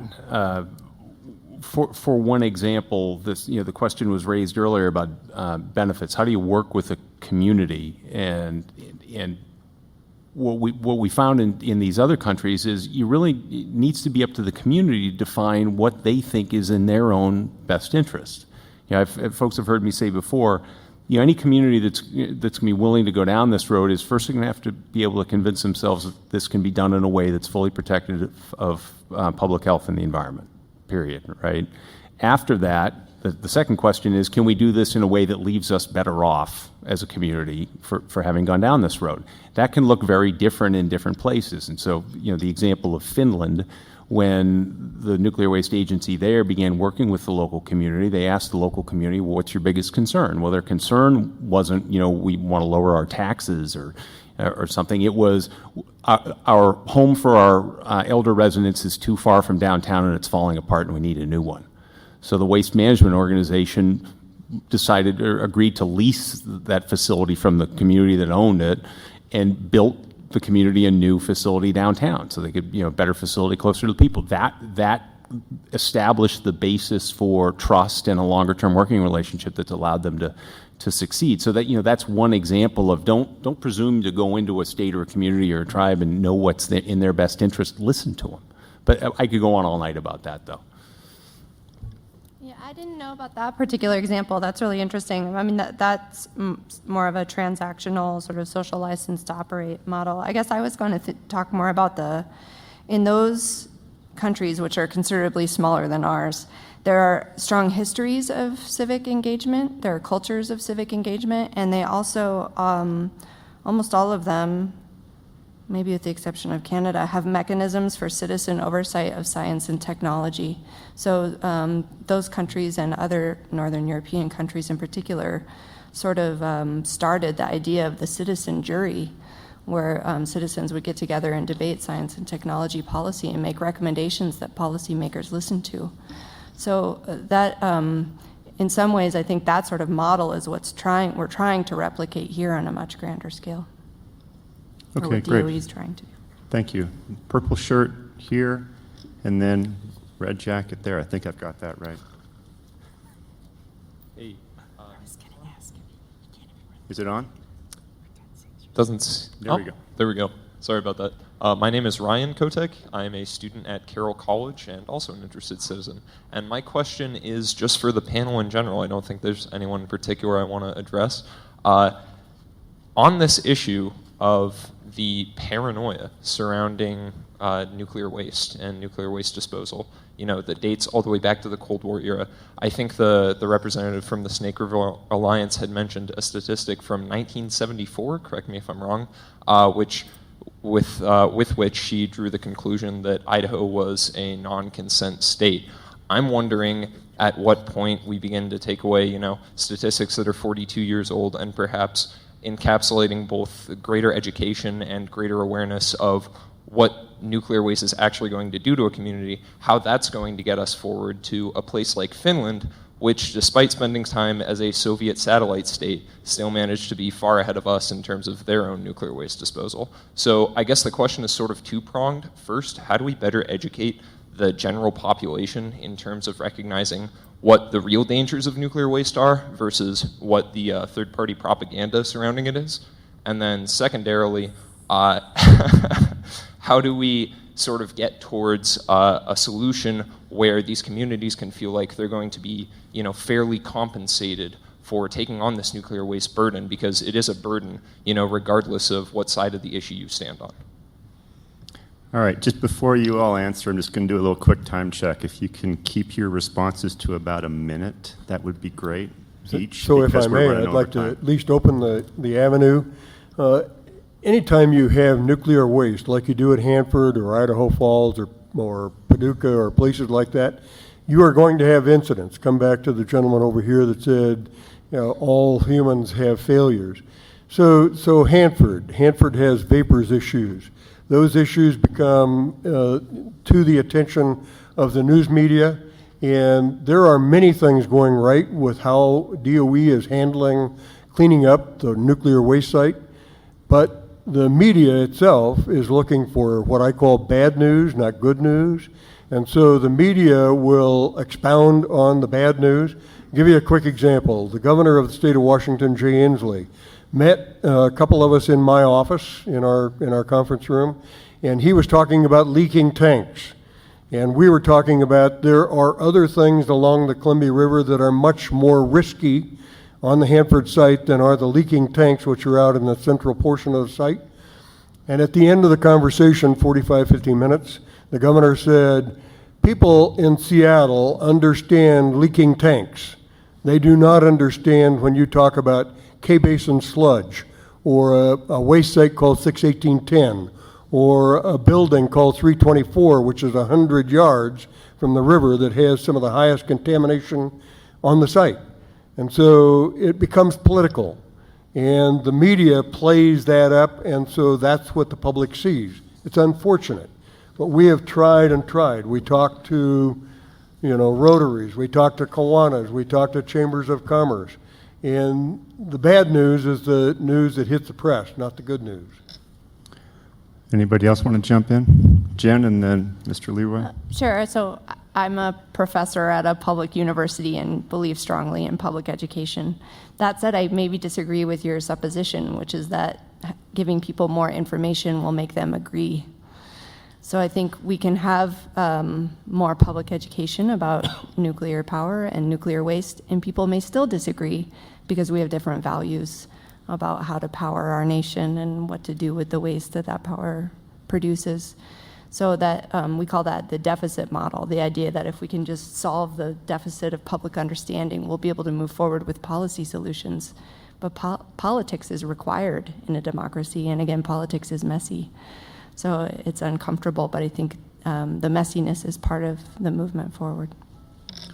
Mr. Leroy, then Beatrice. 30 seconds on your prong one, how do we address public education? That was precisely the process that we designed into the negotiators' efforts in the 1990s. Our first offer to these related jurisdictions and what they came back to us initially seeking was $100,000 for a grant to allow the entity to hire its own experts, explore its own issues, concerns, and questions related to the proposition of hosting such a facility. The second phase of that was a $200,000 grant, later amended and increased to $300,000. And it was that process through which we began to move jurisdictions. So the point of your question, public education is best, and it's also the best place to start with finding a voluntary and consenting jurisdiction. Thank you. Beatrice or Talia? I think I could be pretty quick. Just like any community, tribes are limited in resources. And so the agreements that we have already in place, where there's advisors such as myself or administrators of these agreements, use them to your advantage, because, you know, we're the ones that need to bring back that information and be able to educate our own community, our own membership to that level that hopefully that can help or at least intrigue them in learning more and understanding more. All right. And I will say, I agree fully with Jen that you know, at the end of the day, this is a political process, and political processes are messy. The event in 1974 that I was describing was an historical political event. It wasn't a radiation leak or something.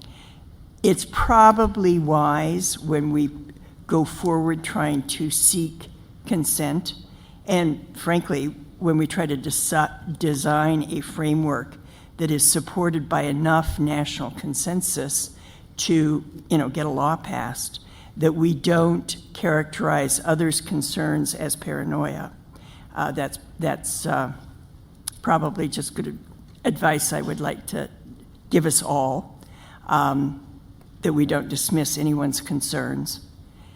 And finally, and I can't remember what part of your question it was because it was a long time ago now, but I think when we get to a point where we're looking at helping people understand the costs and risks of anything they might be contemplating, I think we have to make certain, or I would suggest that we make certain that people are encouraged to look at the costs and benefits of a whole range of alternatives, because we might look at something, I might decide the risk of this is too great, but looking at something else might be a greater benefit for my community, even if the risk is about the same. So I can't remember what part of your question it was, but that was, look broadly.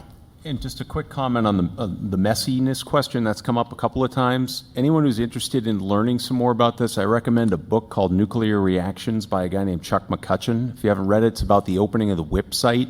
If you don't read anything else, read the chapter that starts with Governor Andrus telling the federal government you can't bring any more waste in Idaho, and the role that played in sustaining the momentum to get WIP open. But it's a fascinating read. It shows you it's anything but a linear process.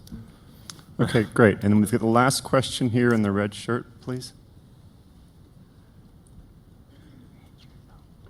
Eileen Tucson. I represent myself. I've lived in Idaho for more than 30 years, but only became a member of the Snake River Alliance about 2 days ago when I heard about this meeting.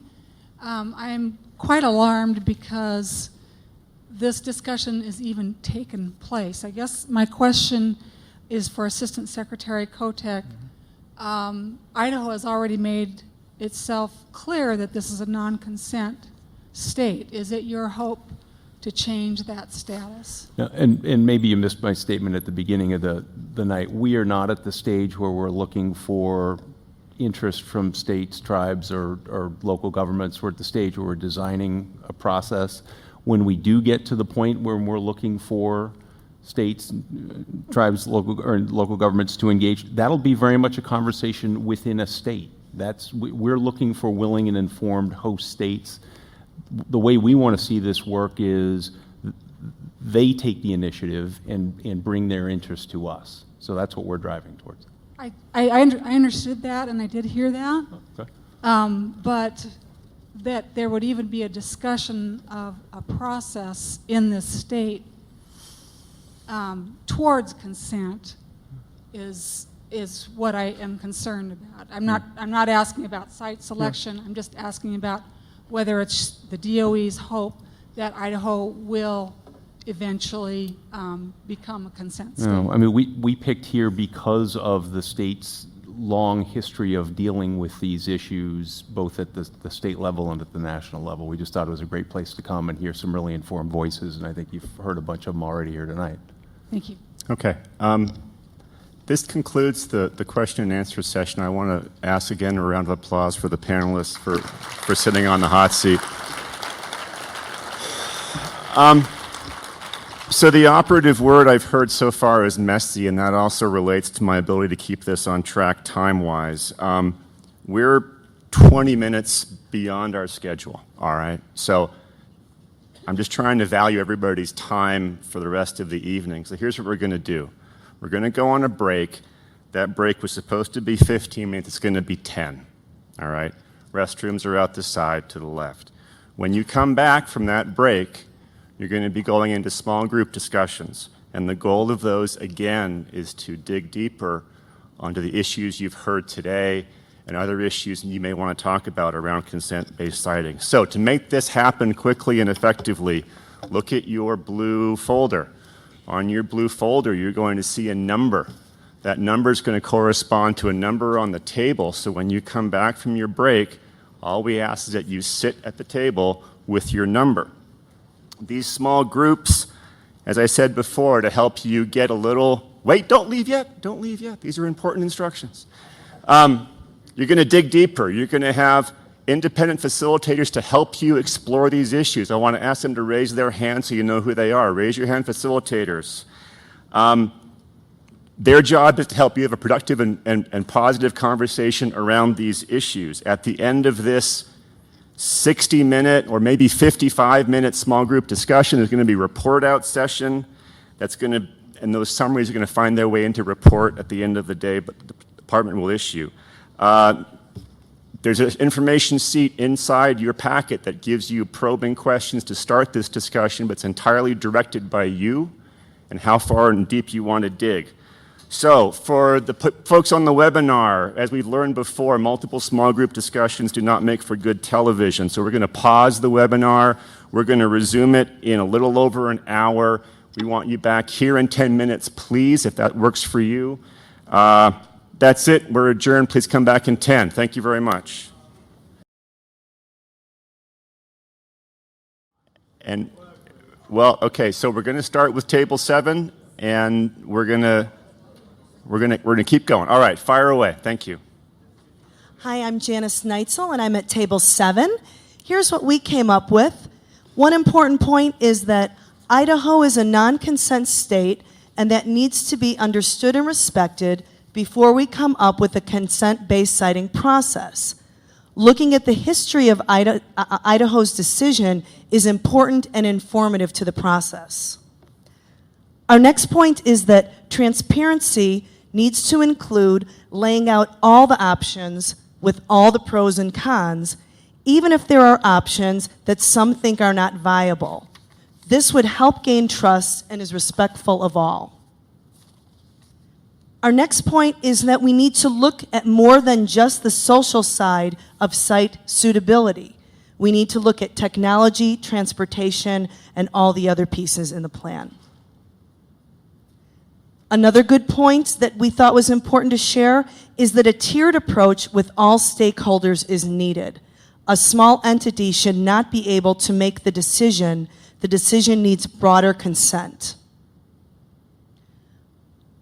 Our last point are the steps to the consent-based siting process. Number 1 is defining the objectives: interim storage, geologic repository, what other things. Our step 2 is investigating stakeholders based on these objectives. For example, assessing familiarity with the issues and proclivity for being for or against it. Our third step of the process is strategic development of informed consent. Thank you. Thank you, Table 7. Who's going next? Table 3? All right, Table 3. Good evening. My name is Frank Scarpacci, and I'm with Table 3. So the first point that was brought up is that a broader enumeration of stakeholders is needed. That needs to be included in the process. An example that was given, we have 300,000 people that drink water from the Snake River aquifer, so they need to be taken into consideration. The next is around site suitability. We should start with site evaluation for safety and suitability first, and then move to consent. The next point was it's important to learn from other countries and from their experiences, so we should not. So that needs to be included in the process. It also takes a broader statewide consensus. So it's not just the local communities that are involved in the process. It really does require the full state participation and the state support, but also the political support of the adjacent states as well. Next, as far as, let's see here, waste should stay where it is until a permanent repository is located. We didn't have a complete agreement on this, but that was brought up. Next, as far as the process, we need to make sure we're broadening the process to include expertise in public involvement and communication. So some examples that were given is pull in experts to help design, that are experts in designing processes, pulling those folks in, but also making sure that the process has the technical depth that's needed and that it's related to, again, related to process. And folks that will help us with with definitions, what the definition of a stakeholder, a community, and so on and so forth, making sure that that's clear. Involve local social scientists as well, and also, for example, experts around risk communication. There you go. Thank you very much. Table 3. We're going over to Table 2. All right. Yep, here we go. Am I live? Yes, I'm live. Okay, great.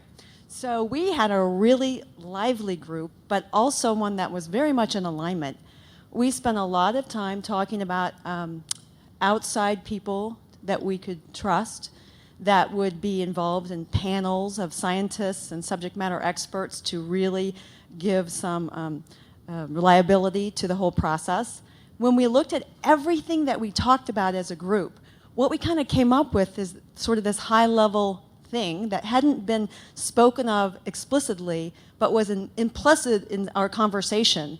At the end of the day, we have a lot of different variables that lead to transparency, and this sense of independency. We're talking about, transparency on what a community that is giving consent or considering to give consent is allowed to be involved in and to understand and do. We're talking about transparencies with regard to incentives, transparencies in regards to panels that might be involved in helping to assess the scientific viability of a potential site, transparencies into the technical requirements, what are, do you really need for a good site, transparencies on risks and benefits, the process that we would actually go through as well as the geology that's needed, transparency in terms of what does consent really mean so that everyone's really clear about that. Transparencies with regards to the legal agreement and the milestones and recourses that would be allowed or are embedded inside the consent. And this oversight, transparencies, and constant oversight in terms of the process as it goes through. And at the end of the day, sort of what the group decided as they looked at this whole chart was, yeah, we're after transparency and independency, the sense of it, but really for the purpose of getting back to trust. So all of those things were important, but for the purpose of getting it all the way back to trust. Yeah? There we go. Thank you. Thank you very much. Table 6. Good evening, Stu Smith with Leadership Strategies. So one of the most interesting things around Table 6 is not only did we have a discussion around consent-based siting and what it would take to achieve consent, but we experienced it. And so I asked the group to reflect on what you see at the table is what you're going to see in the larger group. So as the table talked about this need for inclusion, it was really around defining and definition of things like community and stakeholders, but it was even deeper than that, and understanding people's stated interest and maybe the interests that weren't seen. And so there were some proposals here about the process needing to be very well supported, to be in person, to be face-to-face, and to allow people to come up with different and disparate points of view, respect those points of view, and manage that in a consent-based process. And we pointed out in our table group where we saw those conflicts and asked how could we deal with those. The other thing, and it has to do with trust and transparency, and it really is around how do you build trust and keep trust. And one of the challenges that the group offers up in consent-based siting is the fact that because of past performances of the Department of Energy and other organizations involved in the past, that the past performance is impacting trust. And so I ask, well, how do you address that? And so trust is gained by performance. Trust is gained by meeting commitments. And the group was emphatic about the fact that, my dad used to say, fool me once, you know how the adage goes, right? And so DOE or the organization has to build and maintain trust and credibility. The other piece was that it's not a local issue. It's not a regional issue. It's a national issue. So how do you have a national conversation? And there's a lot of complexities to that. And we asked the group, what examples are there where we've addressed a national issue? And someone offered up the eradication of polio. And then we got an interesting conversation around how much does the public participate in a process like that, and how much do people have to make decisions that are good for a larger group of people? What's the balance between gaining consent and making decisions? We also talked about the fact that there are some missing pieces in the framework right now. And so it's kind of difficult to gain consent when you don't know what the framework looks like. So the recommendation is that DOE or the agency responsible complete the framework first, then engage folks in the process. And one of the examples was, where are all the criteria for decisions? How would a community know that they should step up and say, we'd like to get involved in this if the framework was not complete? And then, obviously, along with the transparency, but getting transparency literally down to the grassroots, right, at the lowest level possible to gain consent. And this established criteria just went along with that. So that's a reflection of this group's conversation. Thank you, Table 6. Table 5. Hi, I'm Chip Cameron, and we had a lot of passion at Table 5. Not a lot of agreement, although we did have one point that we agreed on, but I feel that I should tell you about what some of the passion was on. No agreement. Stop making radioactive waste, okay? People were talking about that a lot. And like I said, there wasn't a consensus on that. Second thing, there's a concern that DOE is here in Boise talking about consent-based siting because they want to put something in Idaho, even though that was contrary to everything that was said by John Kotek about what was going on here. This is a low population area and they're trying to put the waste here, okay? Again, no agreement on that, but there was a big concern.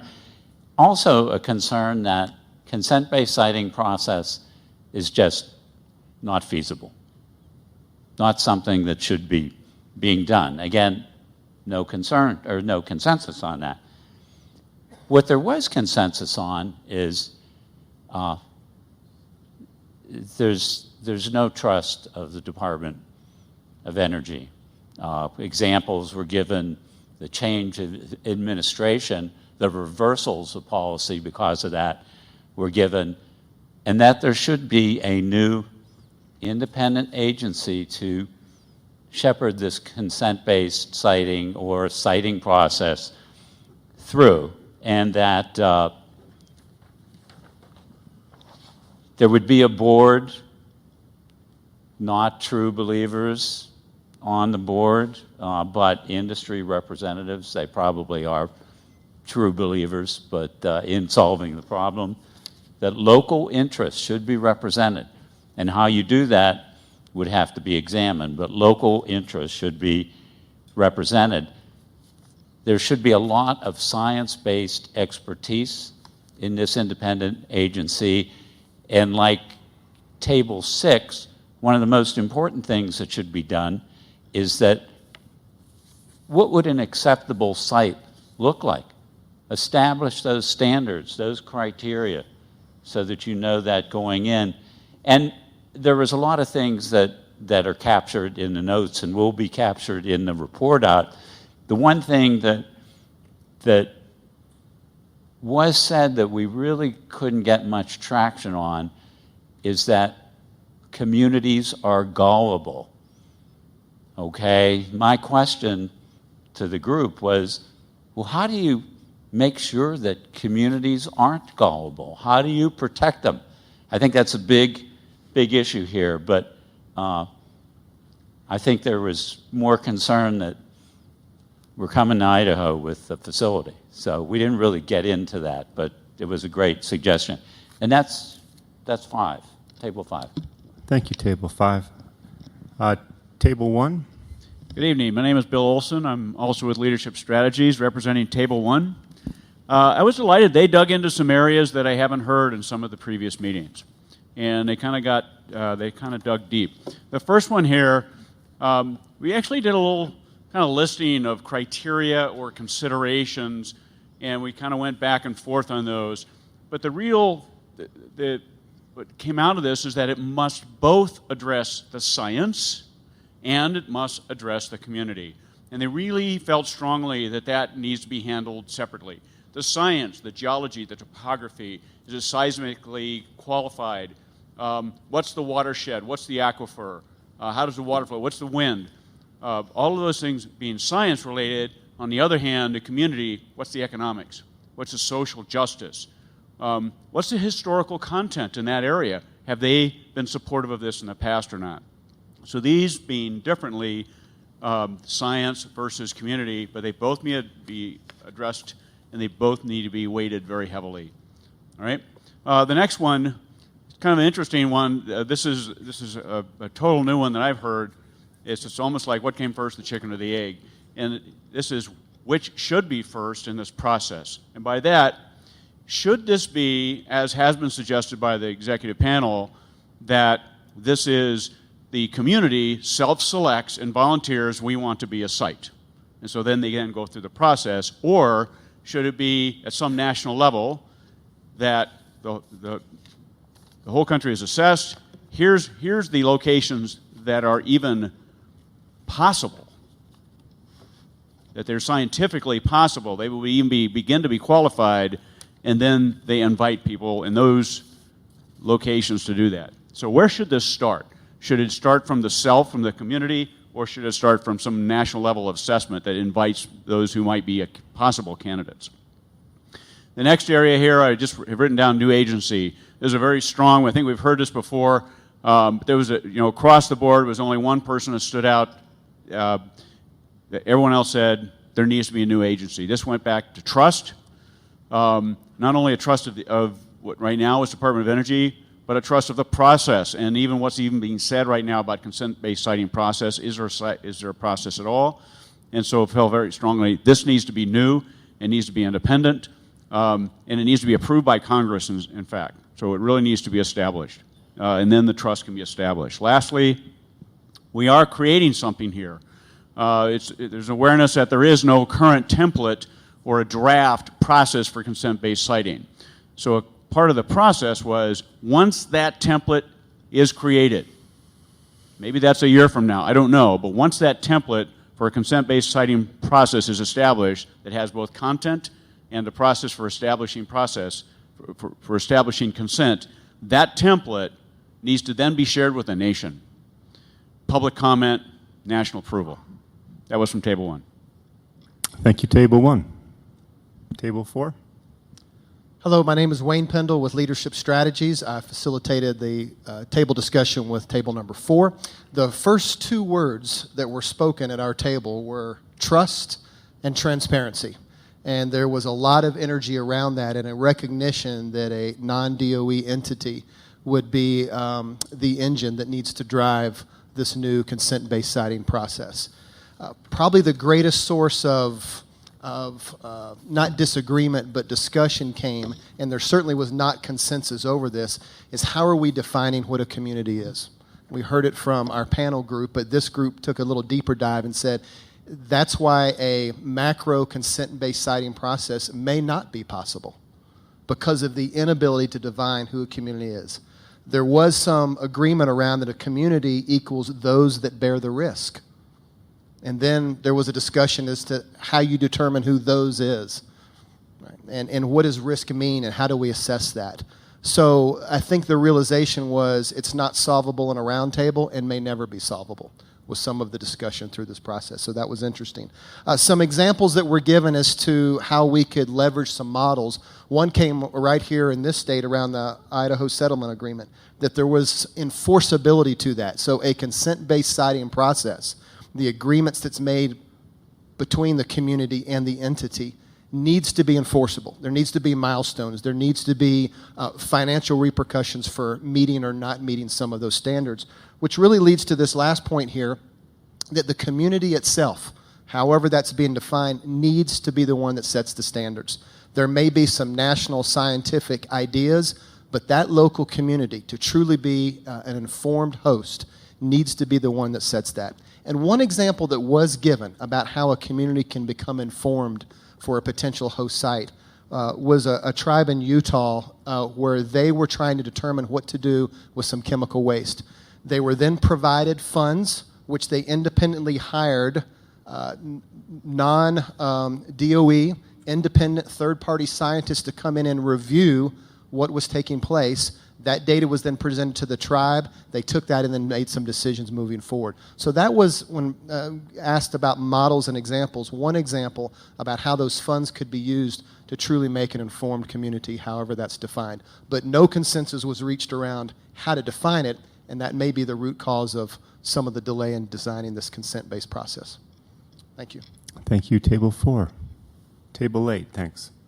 Hi, I'm Susan Uri, and I facilitated the group at Table 8. And I'm going to start at the bottom of the chart, because one of the first things we started talking about is, what is interim? What does that mean? Is interim a period of time? Is it until something else happens? Are there going to be any final dates? Or could interim end up being permanent? And we also talked about having an independent evaluation of the need to transport the spent fuel from the reactor sites to some other location, to an interim site, to make sure that that is really the right thing to do. And then we had, similar to the other tables, we talked about trust and the need for transparency. And it's not just with the DOE. We actually had somebody said, you know, it's not just the DOE, we slam them a lot, but talked about the fact that it's contractors, it's private agencies, and it's trust and transparency around the science. Get third-party evaluators to look at the science. It's also around the information. Several times people said, where did you hear that? That's not what I heard. That's not. So there was disagreement on information on this topic.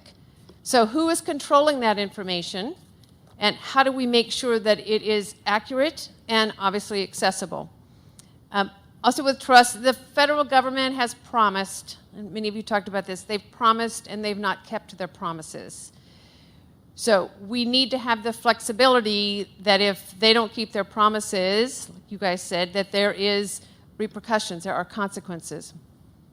Something else, there's always new information. There is more modern and current information. We need to learn from the past. We need to stay up with the future. And again, we just need to be aware of what's out there so that we are making the best decision. And we did talk about the non-consent status of Idaho and that needs to be valued. It may change at some point in time, but the people that have voted non-consent, that needs to be valued. The other thing we talked about was the critical need for education and communication. And the statement was made that the DOE has been doing a bad job of this for 60 years. Oh, the entire industry. Thank you for that correction. Oh, including Congress and everybody involved. Thank you for that correction. Have been doing a bad job for 60 years, so it's much more worse than I stated at first. And communication and education is much more than just flyers. It's more than just notification. It's got to be two ways. And one of the examples that we were given was of an information system that's used in Europe that actually allows people to log on and make queries. It's available to universities and libraries, and that might be something that would make sense to help. Again, got to make sure that you trust the information, but that would help people, anybody that's interested, learn more, get that education, and then be able to inform consent or inform non-consent. That's Table 8. Thank you, Table 8. So as you heard previously, the synthesis of all of this small group discussions and the report outs are going to find their way into a summary report. It's going to be on the department's website shortly. So we're now going to go into the public comment period of this meeting. Right now I've got 5 people who've signed on the public comment sheet. If there are any more, by all means let me know. But we're going to start with these 5. Okay? We're going to do 3 minutes a person. Okay, there'll be a mic up here in the front, and we'll go in order. To help this along, we have Tim in the back. He has 2 pieces of paper, one yellow and one red. For those who are giving public comments, when Tim holds up the yellow piece of paper, you have a minute left. When he holds the red one up, it's time to pass the mic to the next person. So, thank you in advance for your cooperation. In order, I've got Tammy Thatcher, Richard McPherson, Kara Colton, Rebecca Casper, and Rod McCullum. So if I could have Ms. Thatcher come first. The microphone's right up here.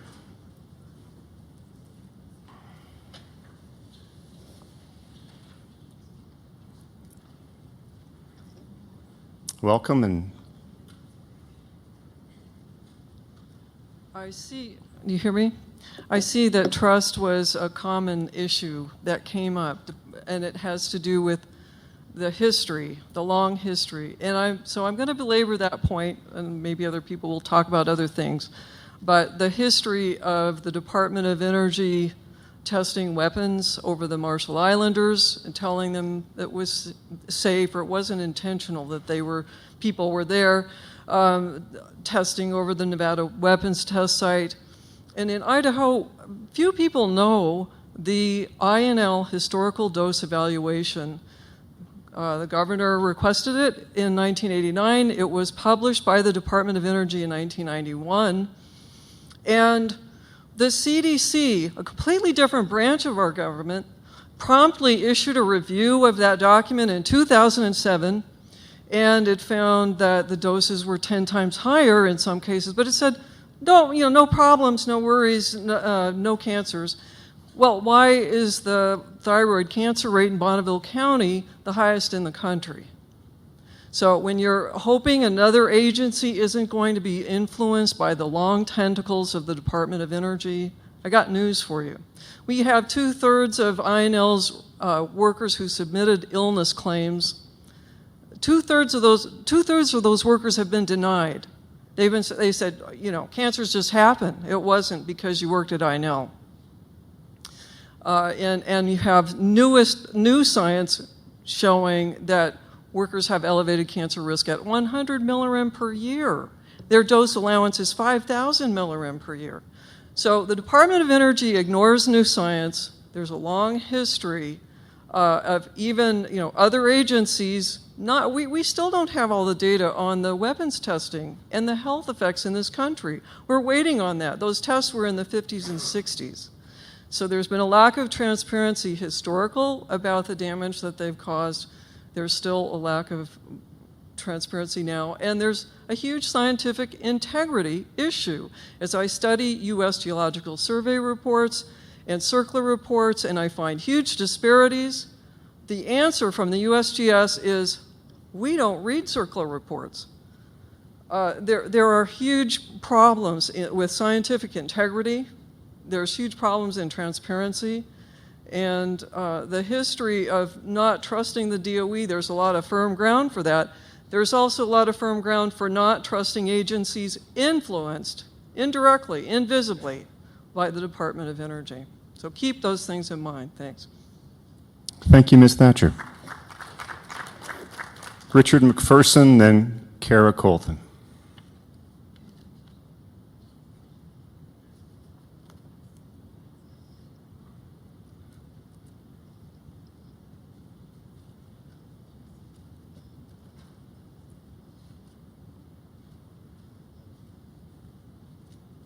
Thank you, and I'm glad you are holding these meetings around the country. They're needed badly.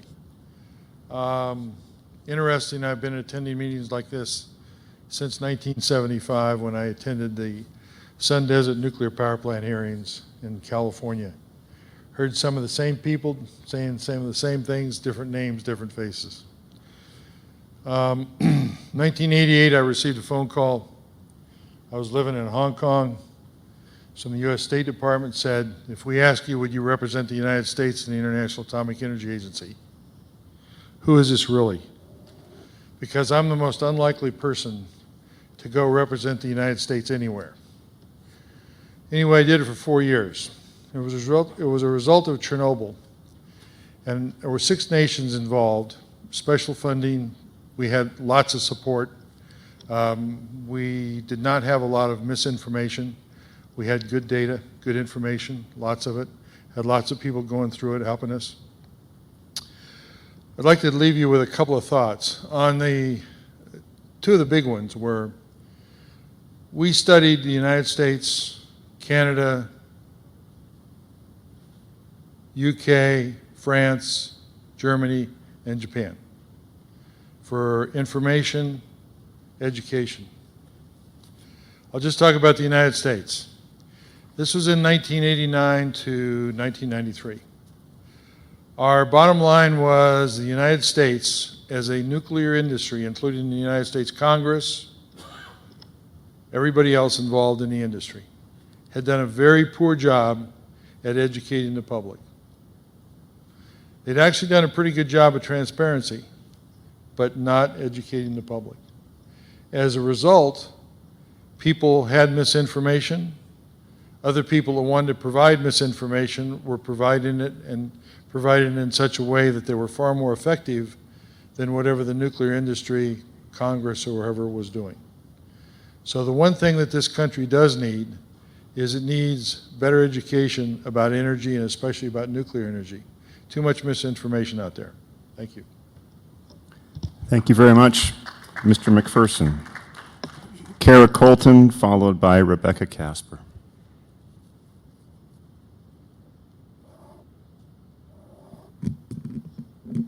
Hi, good evening. My name is Kara Colton, and I'm with the Energy Communities Alliance. We are the association of local governments and communities that host or are adjacent to the Department of Energy's federal facilities. ECA members play a key role in supporting the country's national security efforts with the understanding that the legacy waste from the Cold War was going to be cleaned up and disposed of in a safe and timely manner in a geologic repository.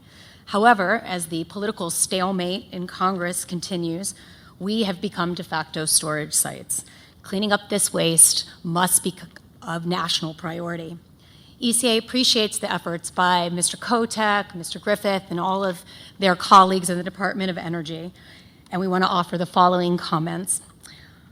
We support moving ahead with the Yucca Mountain licensing review. Not only is it the law, but the site has been analyzed and studied, and many taxpayer dollars have been spent on the site.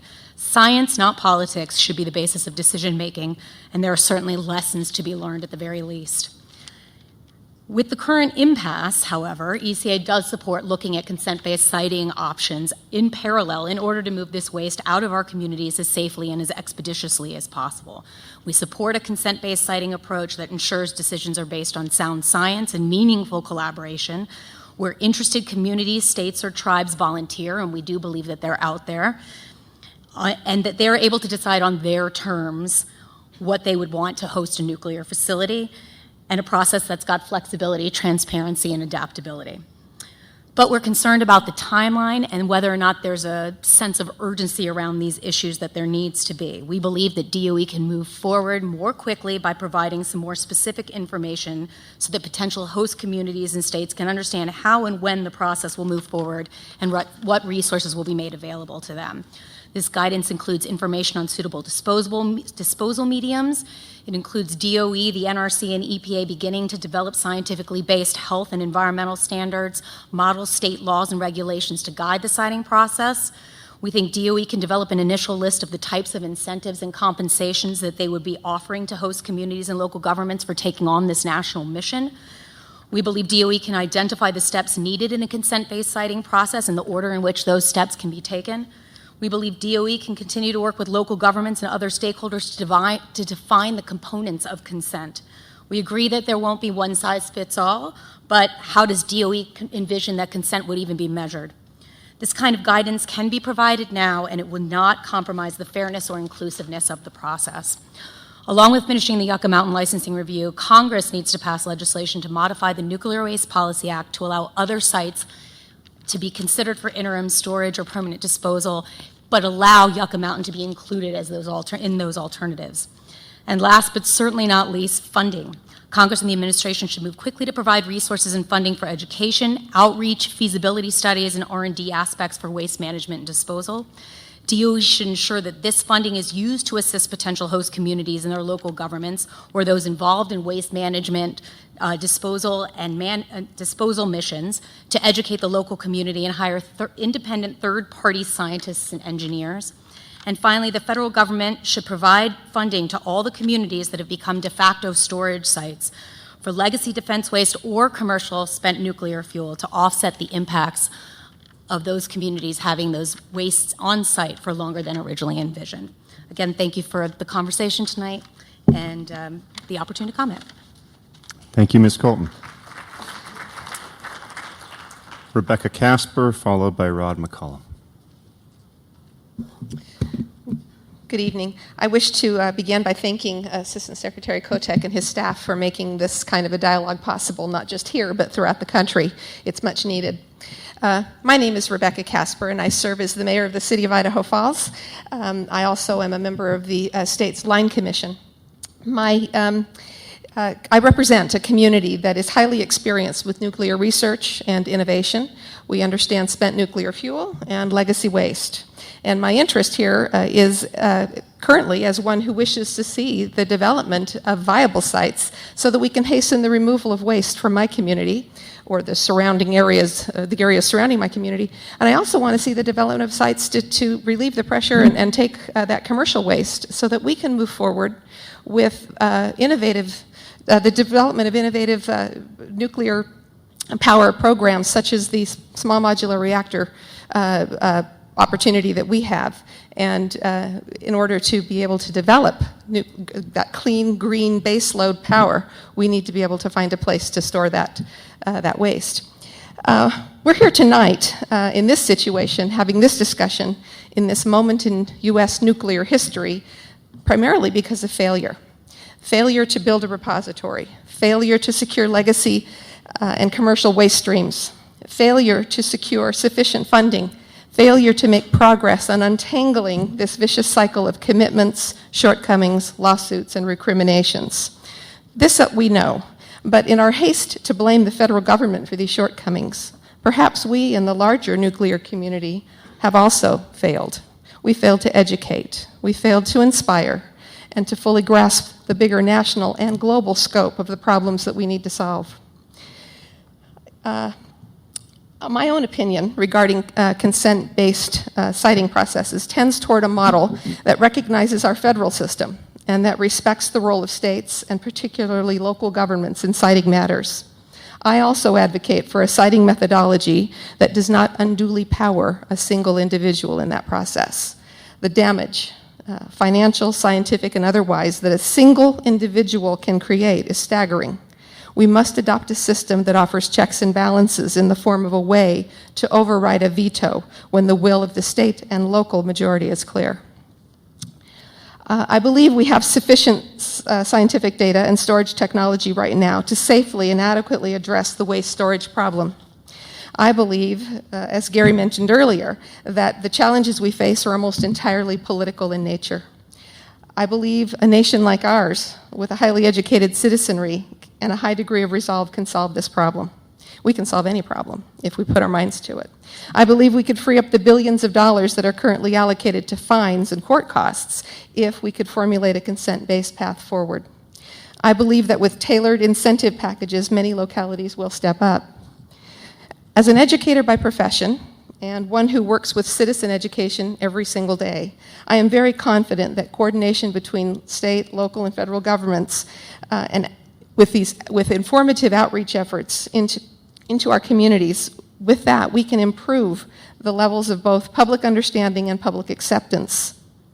Armed with facts and not fear, people can feel safe and even recognize the remarkable opportunities that might come with having a premier federal storage facility in their backyard. I'm equally confident that the many benefits to universities located near an official storage site will result in still more innovation and opportunity, particularly for young people. Better science, more data, and appropriate policy will flow from those kinds of collaborations. A few years ago, my own city sent a youth delegation to France to tour waste processing sites and to study waste storage. Those young people returned more informed and even enthused for the possibilities inherent in having a more robust nuclear program in our country. I just noticed that I missed my signal. I apologize. Thank you. All right. Thank you, Mayor Casper. I've got Rod McCollum, Admiral Gossenbacher, followed by Gary Duarte. All right, Mr. McCollum. I'm Rod McCollum. I'm with the Nuclear Energy Institute in Washington, D.C. We represent the owners and... Rod McCollum. I'm Rod McCollum with the Nuclear Energy Institute in Washington, D.C. We represent the owners and operators of the nation's 100 commercial nuclear power plants that provide 20% of our electricity and release no greenhouse gases. Our country celebrated its 240th birthday earlier this month. That doesn't just mean we're old. We have lasted 240 years as a nation, not just a nation, not just any nation, but the strongest nation that this world has ever known, because of the rich experience and history we have with representative democracy. A representative democracy that can truly take the interests of its citizens and turn those interests into actions, that can make decisions, that can do the hard work that it takes to make this a great nation. At our nuclear power plants, we work within those processes, those regulatory processes, those political processes. We engage with our communities. We make and meet commitments. We live our safety culture.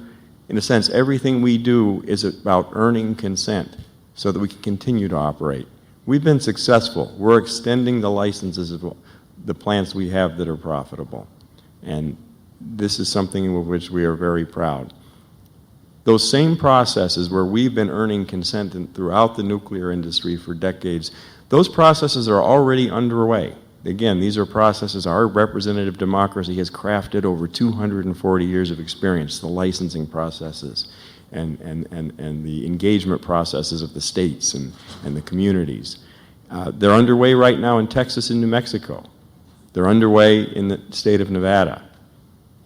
The courts think they should continue because the courts respect the Constitution of the United States that says no one individual should have too much power.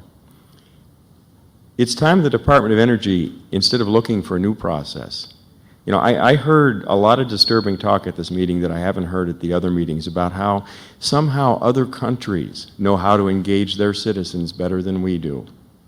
Really? Does anybody in this room believe that Sweden and Finland and France are better at democracy than the United States of America? I don't.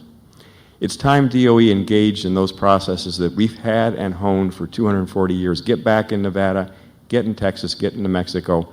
for the sake of the people of Idaho and in the communities in which my industry does business who didn't consent to be long-term interim storage sites.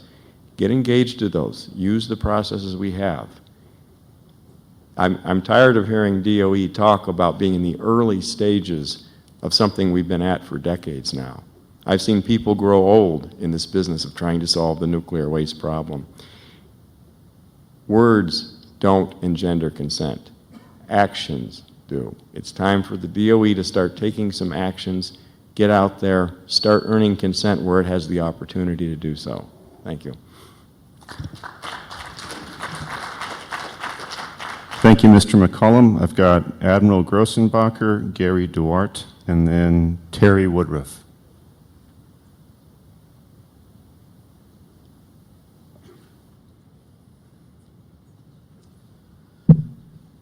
I'd like to comment that consent not only has to be granted, but then it has to be maintained.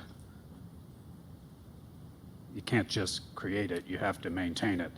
And it's been said, I think, so many times here, that takes trust, and trust takes transparency, and it takes broad public support, which I think is a critical issue relative to information flow, relative to the involvement of our citizens, and the issue of active civic involvement to make something like this work, to make an informed decision about something like consent takes an active civic involvement. I'm going to get very specific now. The side of this that creates the most angst when we talk about risks and benefits are the risks.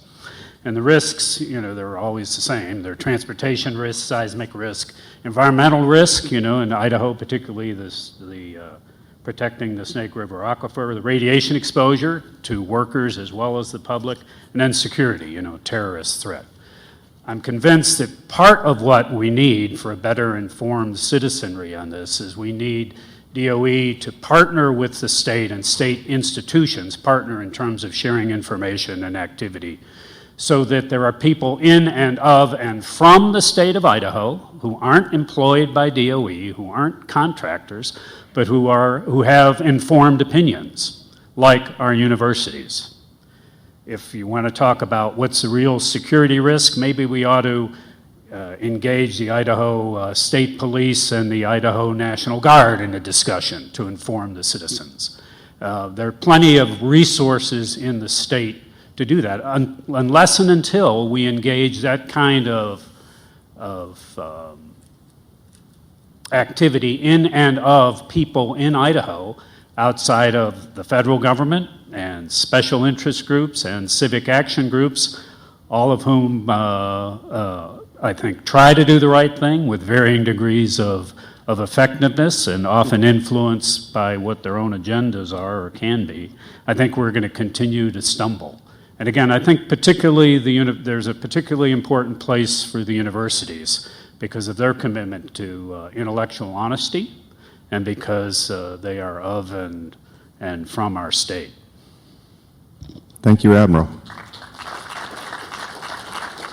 I've got Gary Duarte, Terry Woodruff, Lou Pence, Tim Andrea, David Montes, and anybody else who is willing to come up, please drop me a note and I'll put you on the list.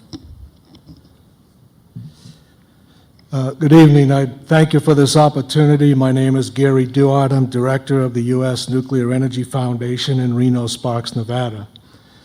The U.S. Nuclear Energy Foundation would like to submit public comment concerning consent-based spent nuclear fuel facilities wrongfully termed as nuclear waste. This dilemma has been caused by the state of Nevada's political opposition instead of a reasonable analysis of science-based fact. In 2015, we saw the retirement of Representative Rush Holt, New Jersey. For 16 years, he was Congress's resident astrophysicist. For several years, a string of departure members has occurred in the sciences, leaves only Representative Bill Foster, Democrat, Illinois, and Jerry McNerney, Democrat, California, out of 535 senators and representatives. Our country's future is dealing with issues concerning advanced technology, science, and engineering. It is very concerning to common sense citizens that our congressional representation in Washington, D.C. is seriously lacking in representation from the science and technology community. For the past decade, we have been researching spent nuclear fuel data and the dialogue between science data, political, and media representations of this dialogue. Speaking as the grassroots public, we are concerned that the Department of Energy and Nuclear Regulatory Commissions and other such agencies are being micromanaged by politics instead of oversight by Congress. We do not feel this represents American citizens, especially in the matters of science and technology. We are here to emphasize again that our grassroots citizens have common sense to request that our scientific agencies and national laboratories be allowed to operate autonomously through oversight and not micromanagement. It is one thing for Congress to offer an opinion, but it is another thing to execute political obstruction without substantiated cause, e.g. Yucca Mountain and the state of Nevada. In the case of Nevada and Yucca Mountain Repository, the public have not been provided a sufficient or equal understanding of the science versus politics. During the 30-plus year dilemma of the Yucca Mountain facility, its safety determination was designed to be achieved by the completion of the Yucca Mountain application process. Partisan politics caused this obstruction by defunding the funds for its completion instead of changing federal law in the context of the Nuclear Waste Policy Act. Common sense would rule that if Congress cannot change the law, then the law as passed should be upheld. This first page represents our primary message to the DOE concerning consent-based science. In an effort to save time, we will conclude this verbal portion of the message and submit in public testimony several pages of other recommendations which I have provided for them. Please come and get some more information from my little display table over there, and thank you for this opportunity. Thank you, Mr. Duarte. I've got Terry Woodruff, Lou Pence, Tim Andrea.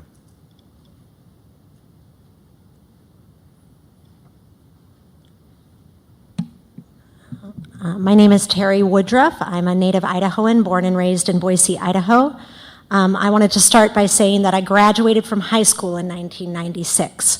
In 1995, the settlement agreement was reached, and in 1996, it was ratified. I'm going to my high school reunion, my 20-year reunion this summer, and yes, I'm starting to feel older, but that settlement agreement really isn't that old, just like I shouldn't feel as old as maybe I feel going to my reunion. And I want to send the message loud and clear that the people of Idaho have said no. We are a non-consent state. The settlement agreement established that to be part of our future, and our future with that settlement agreement it is going to continue. And no means no. I teach my children this. I don't understand why this is so hard to process at this level, but the DOE has no place coming to Idaho to look at this as a site of radioactive waste. To imply that that's not what's happening here is insulting when we have a parallel process happening with the Leadership in Nuclear Energy Commission that's been happening for years, so that reinforces the distrust we have here for the Department of Energy. Finally, next I want to say the Blue Ribbon Commission asked for the Department of Energy, asked for a new entity to address issues around radioactive waste and spent fuel. That entity must be independent of the Department of Energy and not made up exclusively of leadership from the nuclear industry. Nuclear waste should be stored as safely as possible, as close to its point of generation as possible. I disagree fundamentally that a consent-based process for interim storage is even something that should be a goal. I think we should reflect back on that storage as close to the point of generation as possible through hardened on-site storage. The Snake River Aquifer is the sole source of drinking water for hundreds of thousands of Idahoans. They are definitely part of the community. Those of us who disagree with the nuclear industry representatives that have spoken tonight aren't operating out of fear. We aren't uninformed.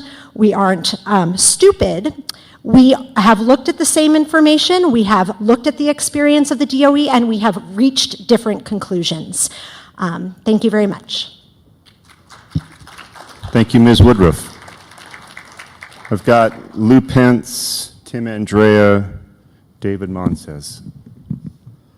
Good evening. I'm Lou Pence. I'm chairman of the Middle Snake Regional Water Resource Commission. The commission is made up of the counties of Gooding, Lincoln, Jerome, Cassia, and Twin Falls.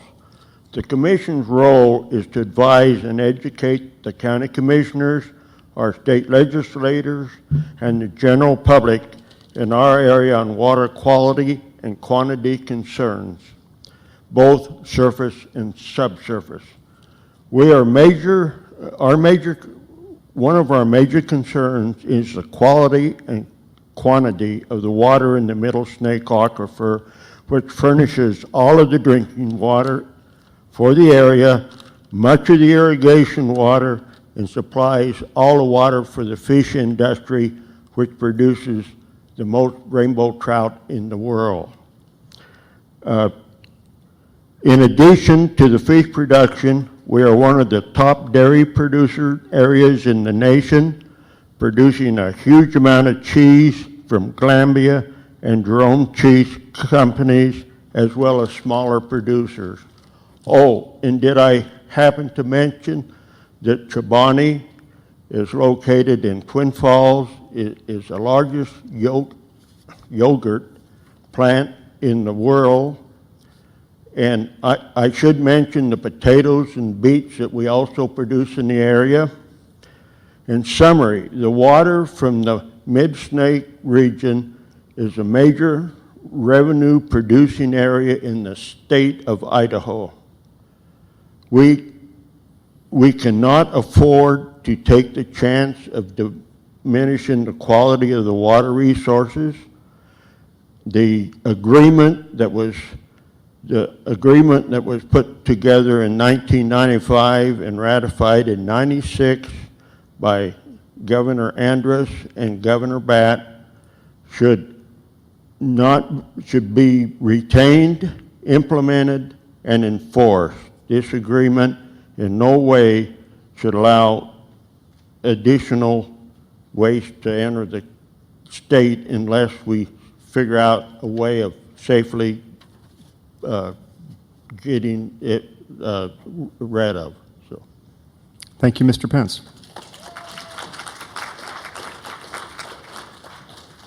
Mr. Andrea, and then David Monses.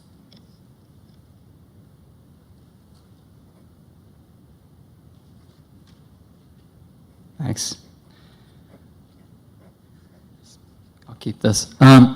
So I just want to state the obvious, a few simple things. I think so. There's a tension right now because nuclear waste is building up at reactor sites, and I think that tension is really important.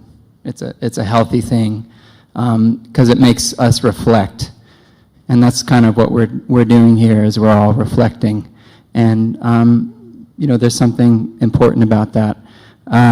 So I think deep reflection is in order, and I think it should continue. And I think getting the waste out of sight, out of mind, is not necessarily so healthy because it will stop this kind of important reflection that's happening, including there's some simple things. It seems like a no-brainer to not have an interim storage that could be indefinite right directly above the Snake River Aquifer that is a resource for us all. It seems really, really simple. So, thanks. Thank you, Mr. Andrea. David Monses, and we're a little ahead of schedule, which I thank you for. So if there are any other people who want to speak, All right, give me your name after second and we can keep going. Thank you. Hi. We've been grappling all evening about the issue of what to do with waste. And I've heard in the discussion a couple of times about a nuclear energy future, and there's no need for that. Nuclear energy, as we know from the whole discussion tonight, is not clean, and it may be carbon-free, but solar and wind are also carbon-free, and they are cheaper. Thank you. Thank you, Dr. Monses.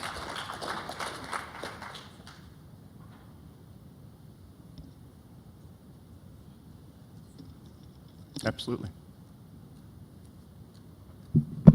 I'm Liz Paul. I would like to ask everybody who would like to have their faces and their wonderful bodies immemorialized with me to please come up with our sign here. Everybody from the Snake River Alliance, please come on up. Look at that camera. Hi, Mom. Okay. This is a great thing. A lot of people came a long way. They might not want to get up here and say something, but we can all be in this picture together. Members of Snake River Alliance, future members of Snake River Alliance. There we are. Okay, coming. Anybody else want to come on up? Come on up. We're free. We don't bite. Excellent. Okay.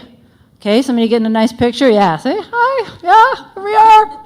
We say that Idaho is a non-consent state.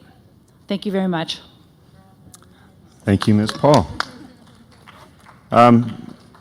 So, quick time check. It's almost 9:10. We promised to be out of here by 9:30, so we've got a few more minutes if anybody else has any public comment they want to say. All right. One, do I see two, or is that going to wrap it up? Okay, great. My name is Brent Marchbanks, and I refuse to identify myself as affiliated with Snake River Alliance, but I'm outed now. I wrote an editorial for the Statesman. I wrote it about a month ago, and it appeared 2 days ago about this meeting. I have to tell you, when you talk about what people in Idaho know and the whole issue of transparency by the federal government, Bob Ellert, the editorial page editor of the Statesman, wasn't going to print my editorial because I said that there were still shipments of the nuclear Navy waste under the BAT agreement coming into Idaho as late as this year. And he didn't believe me. And he also reported that the entire editorial board of the Idaho Statesman didn't believe that that could possibly be true. He said if that was happening, it would be so illegal. Well, it is true. He also didn't believe me when I said that there were isotopes from nuclear waste already in the Snake River aquifer.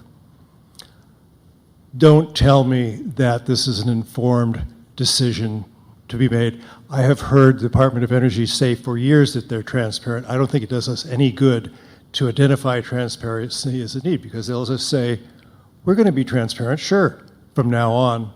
They've promised it in the past. They have never done it before.